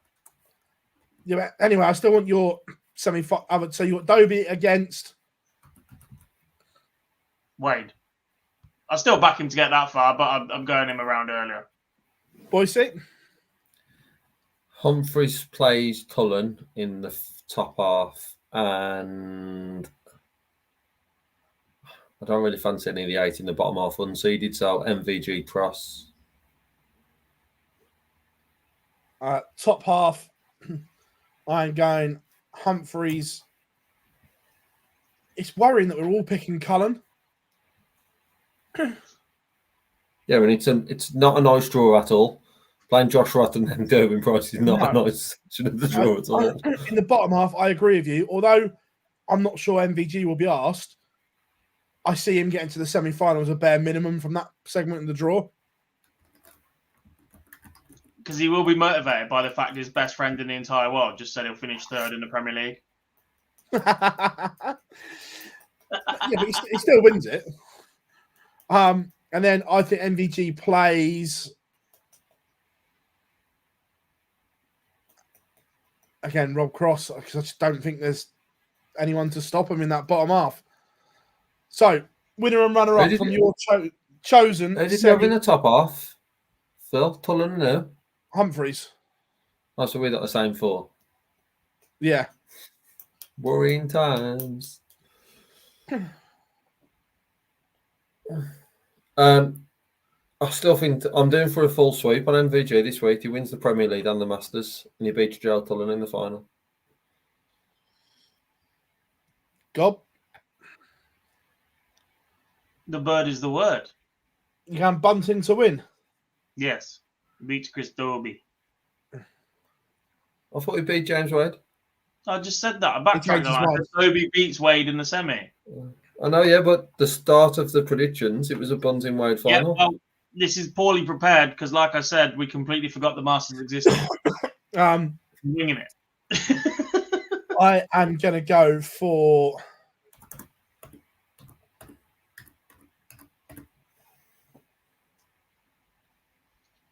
MvG to beat Luke Humphreys in the final.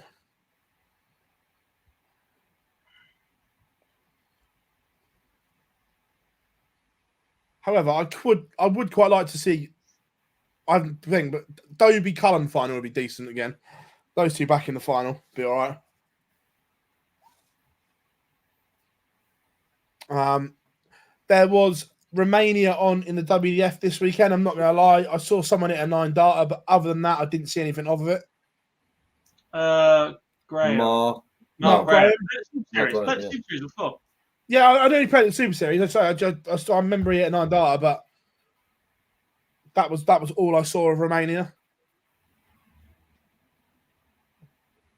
I'm not out for you here at all. I didn't see any. No, so didn't see any of that. To be fair, looking forward to the seniors because we'll get to see Mr. Duff. We haven't seen him for a while. Hi, if you're watching back now. Yeah, it's the Dutch Open this weekend as well. Live on RTL in the Netherlands. So, have we missed anything else in a week of darts, boys? UK Open qualifiers. I haven't seen much of it. Is the issue? I don't think anybody has, and that's sort of the point of the conversation. Because once again, we are sitting here saying they are not fit for purpose. Yeah. When you're qualifying for a major PDC tournament, there should be ways of looking at data and seeing and tracking how people have done. I agree. Yeah. I still don't know who actually won in Victoria. I know Jensen won. I think that was Coventry. Harry Gregory won. Did he win in London? So Jensen Water, Harry Gregory, Ashley Tolman and Harry Lane are the 4 qualifiers from Harry this Lane must weekend. have won Victoria. Ashley won in Norwich. Norwich.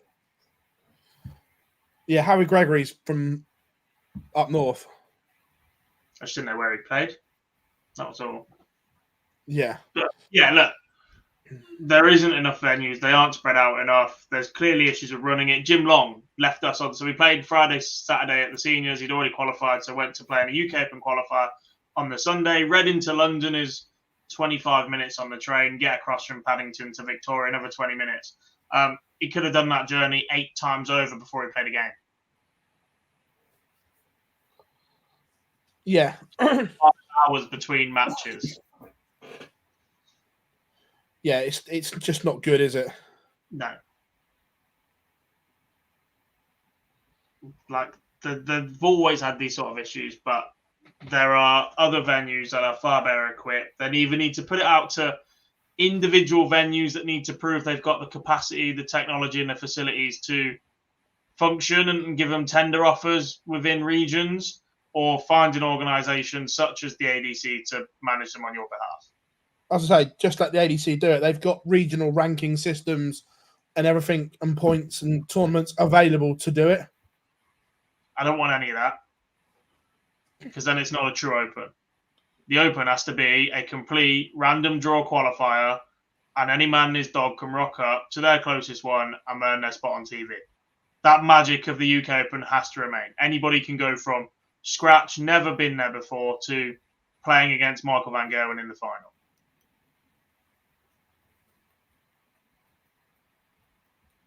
No. Yes. Yes. You do talk sense at times, Jack. Doesn't have to. Yeah, it does. During For COVID, a truly amateur and Open, it does. If you have any sort of seedings or rankings, or you're picking players based on what they've done for 12 months, it's not an Open. They're qualified for it. The magic of the UK Open is that for 6 weekends in a row or 4 weekends in a row, me or you could travel there and earn our spot on TV out of nowhere. no, we couldn't. That's where you get the stories. That's where you get it. That's why it's so important. The Open draw every round, once you get there, is brilliant. But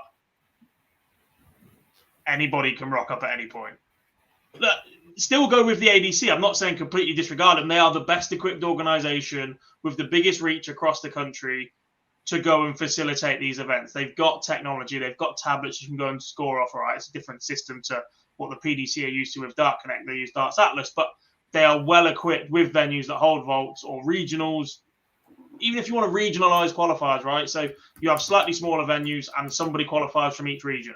It's probably a fairer representation of the UK Open.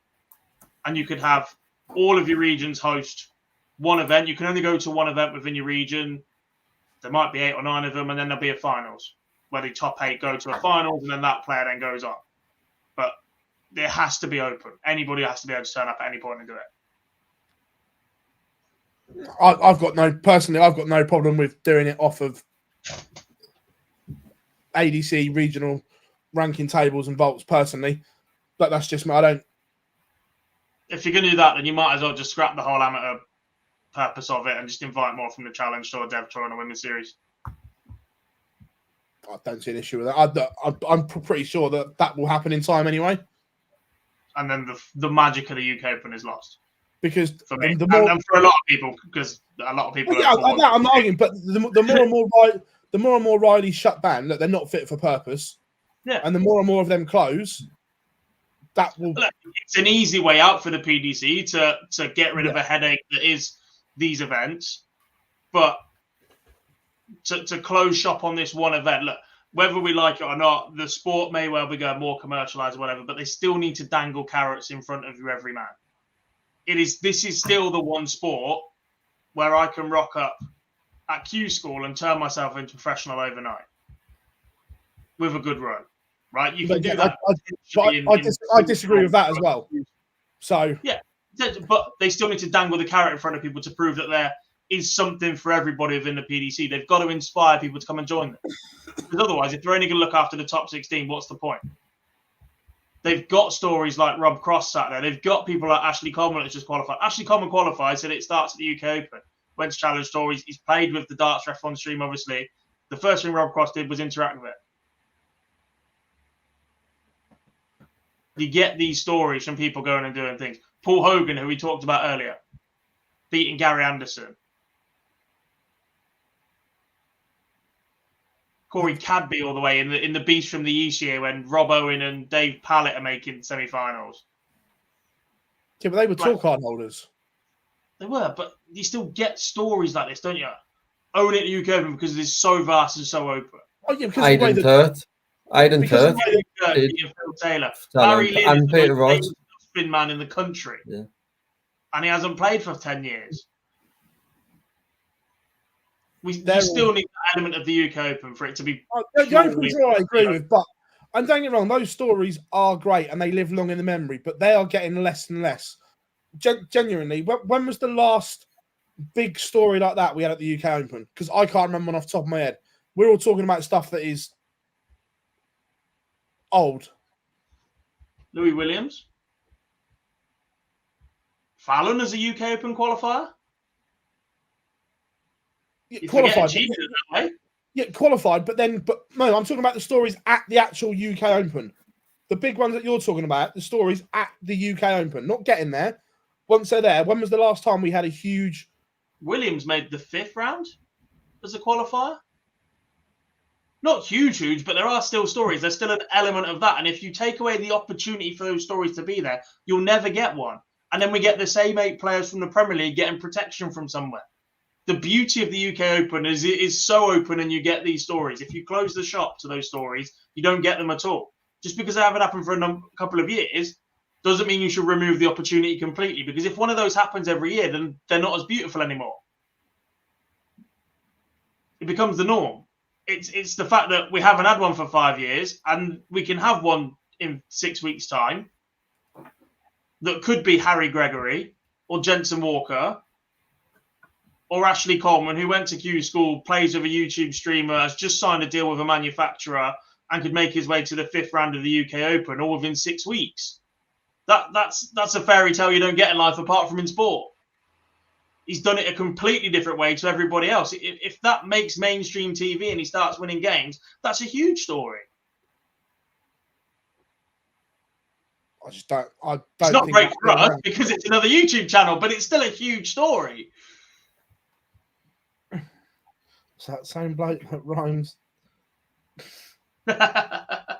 We don't talk about him anymore. Yeah, yourself, Charlotte. Well, yeah. But to be fair, though, I genuinely can see that the way it is now dying off soon and going back to the way it was during the COVID year. I genuinely can. Might be able to see it, but it would be a damning shame on a tournament that is so well, highly regarded by fans alike. Yeah, I just think that, like you say, because I think Riley's is just getting worse and worse. And then once that is dead, that could be the end. Because it would be a damn shame if they didn't look to negotiate or put. Because look, the reason that Riley still exists in that situation is there's an ease of having that partnership for so long and the established of Riley's 15, 20 years ago. But actually, there must be some sort of commercial sense to that deal as well for the PDC, right? Somebody will have to replace that commercial value to them. But let's hope it's with protection of the element that Lee Boyce tomorrow could go and qualify for the UK Open and play on TV. Yeah, I've seen him through darts. I was about to say, I know Boyce doesn't gamble anymore. I'll let you write a bet slip out, Gob, and I'll give you as many noughts on the end of it as you want. Me and him are going to get training. Let's get down to business to defeat the Huns. We're going on an epic Disney training montage for the next 6 months. Okay, so you say that. Name me someone else that has the venues all the way across the country that can provide that opportunity. There isn't. Pop World. Yes! Yes! What a boy! But right. By the way, but there isn't. Right, apart from Riley's, there isn't another organisation that has venues all the way across the country. Not as many. There are other sports bar chains. Yeah, but this is half the issue. that we're saying that there is, like, look at where those qualifiers are. There was nothing in Wales, nothing in Northern Ireland. Dan was saying the closest one to him was... All we're asking from the ADC is to go and manage one-off qualifiers, because it gives the ADC a platform to legitimise their name as well, because as far as we know, they're not very accepting. They're not very open to... If the PDC were going to work with the ADC, it would sort of happen by now in terms of acknowledging them as a pathway. But they've got their dev tour, their challenge tour, and whatever, so they're quite happy. But if they can get the ADC to provide qualifiers... this is the thing, that I don't think the PDC will want to work with any other organisation, like as in darting organisation. Like we're saying, it would still be a shame. You can't say, right, we're going to scrap qualifiers. It's the beauty of the UK Open. It always has and always will be. The minute that's gone, we will sit here the year after that going, it's not the same. It already doesn't feel the same with a number of Challenge Tour and Women's Series and players qualifying from last year's positions. Don't get me wrong, they deserve a shot, and the PDC had to do something to keep those guys chasing towards the back end of the year when finishing 1 and 2 on order of merits wasn't capable to get you a tour card. But yeah, there just has to be some sort of involvement. All Stars only exist in the South, Jamie, but like various, so All Stars exists in the South. Spot On Q Sports exists in the Midlands. There's 5 or 6 of them around there. So a lot of them have been bought out by chains that have been regionalised. You could go to individual chains or companies. Like I said, you'd have to put a tender offer out, or they'd have to apply to be the host venue. There will be venues around the country that can host that number of players. Individual venues, they can, but there's no put together. There's no package like Riley's that can do it now. Yeah, is what I'm saying. There's no individual company that covers the whole of the UK that can do it. If Riley's goes. But the PDC also have a marketing manager, a commercial manager, 6 social media team, and God knows what else behind them. If they wanted to put the legwork in to go and find somebody who is more suitable to the task at hand, there was a very big 2-letter word in there. Big if, but big if. They've already ruined the Grand Slam. Do not go and ruin the UK Open. Ruin the Grand Slam in your opinion? In everybody's opinion. Look at Boise. Right. Host it yourselves. Host it yourselves. Just go and hire the Marshall Arena, Rico, etc. Go and put on effectively Q School 1-day shots. Put 1 in Milton Keynes, 1 in Wigan. Go and host open qualifiers. Yeah. Right. Look at the calendar. Look at the PDC calendar right now, and tell me when they could fit that in with Bahrain, Q School, Dutch Darts Masters, Premier League. Same way they fit Challenge Tours and Women's Series and Dev Tours in when they're playing Pro Tours or they're abroad or they've got majors on. They've got multiple staffing teams. They ain't got a choice. They don't need markers. It's a self-mark tournament. They need 4 board officials and the set-up and take-down team who are different to the team. We've had one Challenge Tour weekend, right? Because they have to. There's nothing else. Because there's no room. They can. If you do it throughout the year, you know they do. They do it at the Women's Series when they're abroad. You might have some areas abroad. Euro Tour or whatever. Throughout the year, yes. However, in this window that you've got from Q School to when the UK Open is, you've got no chance of them fitting it in themselves. You'd have to change the qualifying window. They could with enough planning power. They're big enough. And I agree for that. If they change it, but what I'm saying is, in the current structure between when Q School finishes and when the UK Open is, they've got no chance of doing it themselves. I disagree. They're just very unlikely to because it's effort. And again, it comes down to how much effort they're prepared to go through to keep the essential part of the UK Open, which is that it starts at the ground level. It's the FA Cup. If they stop letting in non-league sides to the FA Cup, you'd be livid. If they closed it off to make it the League Cup all over again. It's the beauty of that. Even if they only make 3rd or 4th round, somebody is living their dream in that position. 100%. It has to be an avenue. It has to be a route. Somebody, somewhere, has to step up either way. Either the PDC themselves or a third-party provider to provide those qualifiers. But all we know right now is the Riley's events just don't work. It's been a pain in the ass for a number of years. Hell, I've ran it for 2 years in Nottingham. I know how difficult it is. with facilities that are provided, or lack of communication or information, or whatever else that goes around with it, or huge fees, or huge entry numbers, a format that some players are playing because it's the UK Open that are going to average 50 and hold up the entire tournament. Right, that happens, but you need bigger and better venues to be able to deal with that, so that it's done in a conducive and timely manner. Right, question time is open, everyone. Get your questions in. Whilst we're doing that, boys, see your prize winner's been a naughty boy again. Dart show, Philip. Dart show. It looked like he had a great night in Belfast. Dart show, Philip. Between that and Gob losing his manager and on their best centre-half cast out today as well. Yeah, but all I know is Anthony's the greatest, so let's move on. That's what the crowd was singing.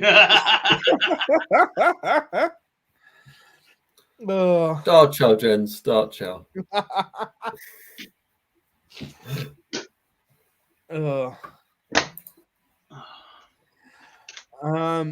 What players in the top 10 will still have tour cards in 10 years? All of them but one. 1, 2, 3,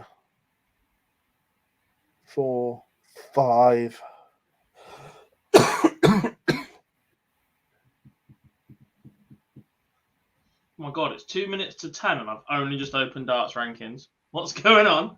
I'm going only potentially 6 of the current top 10. 9. Humphreys? Yes. I think MvG would have left by then in 10 years' time. Yeah. I don't. Michael Smith, Nathan Aspinall. I think Gerwin Price would have walked away by 10 years. Cross, Noppert, Price, Wright will have gone. I think Clayton will have gone in 10 years. And there's a chance that Chisnell has as well. Yeah. Johnny Clayton is 50. That's what I mean. Yeah. So, only 5 or 6 for me. 9. Peter Wright's done. I think Johnny Clayton will still be playing at 60 years old on the Pro Tour. I don't think Price will still be playing in 10 years either. I think we'll see Price for 5 or 6 years tops. Yeah. If Price is playing beyond 2030, I'll be surprised. Yeah. Yeah, Clayton is 50. It's easy to come out with the statements of I'm going to retire early or I'm going to move away from the sport. But what else do you do in that meantime? Johnny Clayton's 49. Sorry. Some of them are multi-millionaires, so they can do whatever the fuck they want. Going Price has got established property business. Like a lot of them have been clever with their wealth.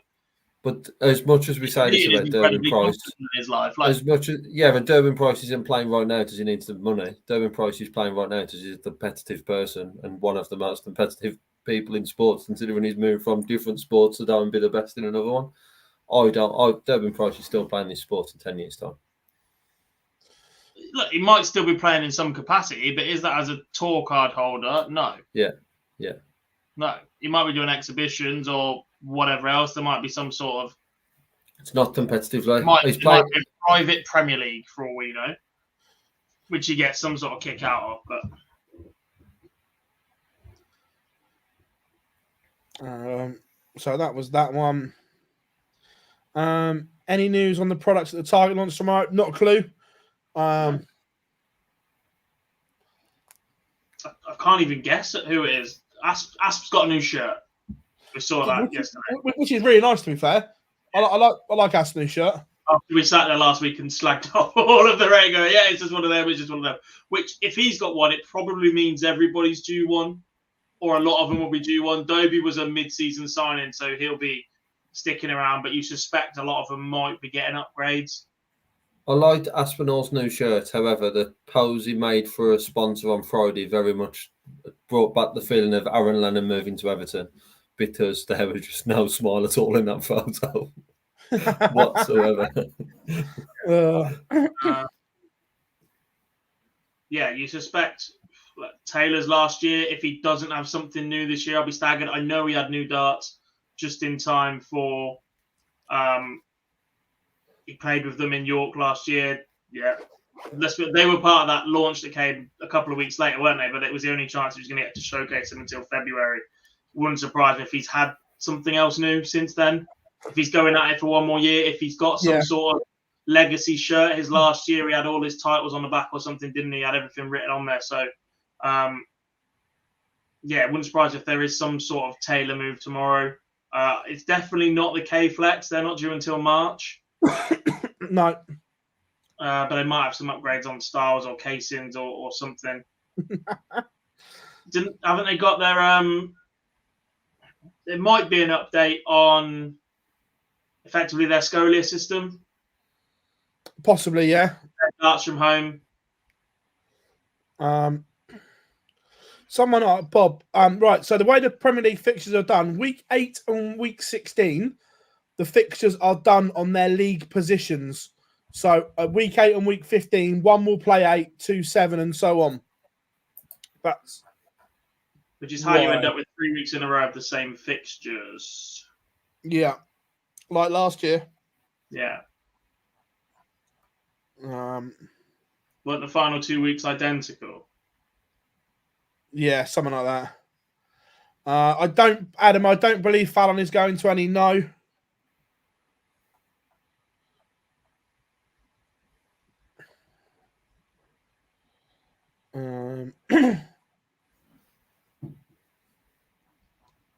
Do you think we'll see more green shirts once MvG retires?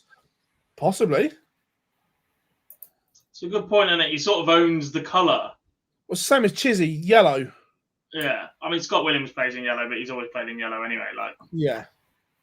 And I'm not being funny. Nicking a colour off Dave Chisnall is a little less not disrespectful, but it's easier to justify if you go above him. If you wear green, you're copying Van Gogh because it's been his colour for 15 years. And you then get, if you're the thing is, if there's 2 or 3 that all go green at the same time, it's fine. But if only one person goes green, all you get is compared to the other guy in green. And that ain't good for anybody. Yeah.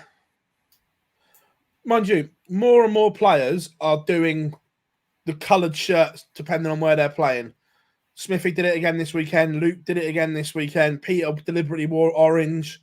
Yeah. I think we're going to see an awful lot of that in the Premier League. I think that Price will go green for Ireland again. I think Smithy's V will go green for... Yeah. I think that's just something that more and more players are going to do. Yeah. Which works if you are 1 or 2 doing it. When everyone's now following the trend, it then loses what is potentially trying to happen. As we've seen with Peter Rice being an example, he's still done it most times last year, but he's still booed at these games. I think it's all right if you've got a specific theme shirt, like Price's American one was literally all America, and his Ireland shirt had the clovers over it and stuff like that. But when you're just changing an element of the shirt, if it's a completely different shirt, I get it. Just changing one element, i.e. the colour of something on the existing shirt, I'm kind of with you.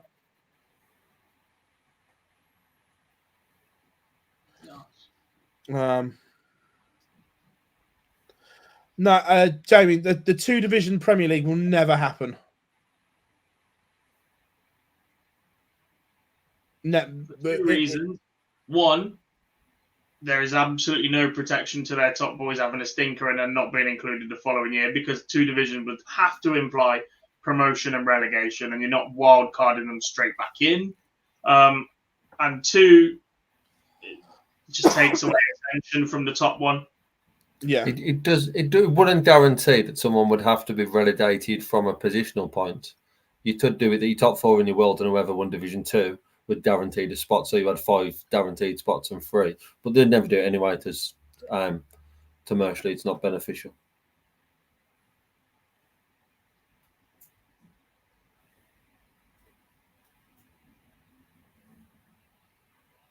All right. Any more before we go? Steve asked, how well will Dom Taylor do? I think he'll do well. All about his first year and how quickly he settles, isn't it? We've seen that from a number of other players in similar sorts of positions. You get 2-year crack at it, but making a big impact early is quite important. I'm interested to see what the expected cutoff for the tour card is with the Euro Tour rule changes, because it's not going to be as high. It shouldn't be, but I think it takes us 2 to 3 years before we see the true impact of that. I said that before, haven't I? That I think we'll see a big divide between the 32 and the rest of everybody else. I think 33 downwards will be a lot closer, which makes it more competitive to keep your card effectively at 64. Yeah. What's your opinion on Kyle Walker? Top shagger?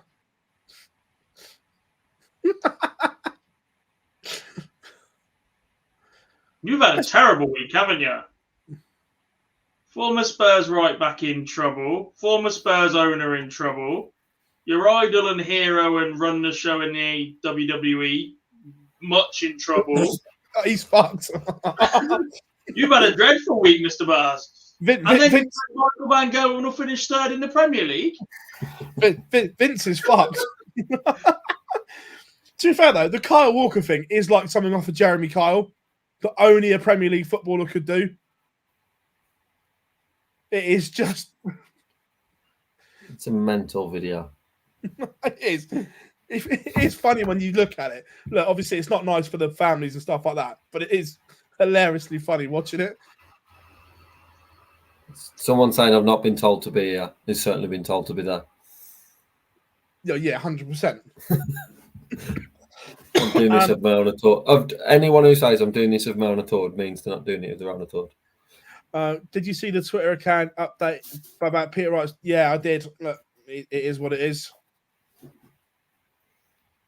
It's not a particularly good look, I don't think, but it is what it is. But yeah, so plenty coming up. Obviously, Premier League returns. We've got some really good interviews coming out in the next couple of days. Obviously, we've had Nathan and Michael Smith go out today. Tomorrow, we are going to have Peter Wright and Luke Littler, and then Vincent van der Voort Wednesday morning. All I'm saying is it's good. La la la la la la la la la la. I'm not going to lie, that was one of the main reasons for the Holland, because Vincent was there. That will be out Wednesday morning. We will have a Fallout bar on Thursday as well after the action in Cardiff. That returns, so all good. This will be available as an audio only as of the morning. I will edit it tonight, so that is all good. But gentlemen, have we missed anything before we sign off? Just while you're editing in, make sure you listen out to the Premier League predictions and write them down, as none of us did. Yeah, no, I will do. That's it from me. But everyone, thank you very, very much as always. Superb show. Thank you very much. I mean, Phill Bars, Jack Garwood, and Lee Boyce. That is us signing out for another week. Like I say, Live Land returns next week, and we will see you all very, very soon. Bye.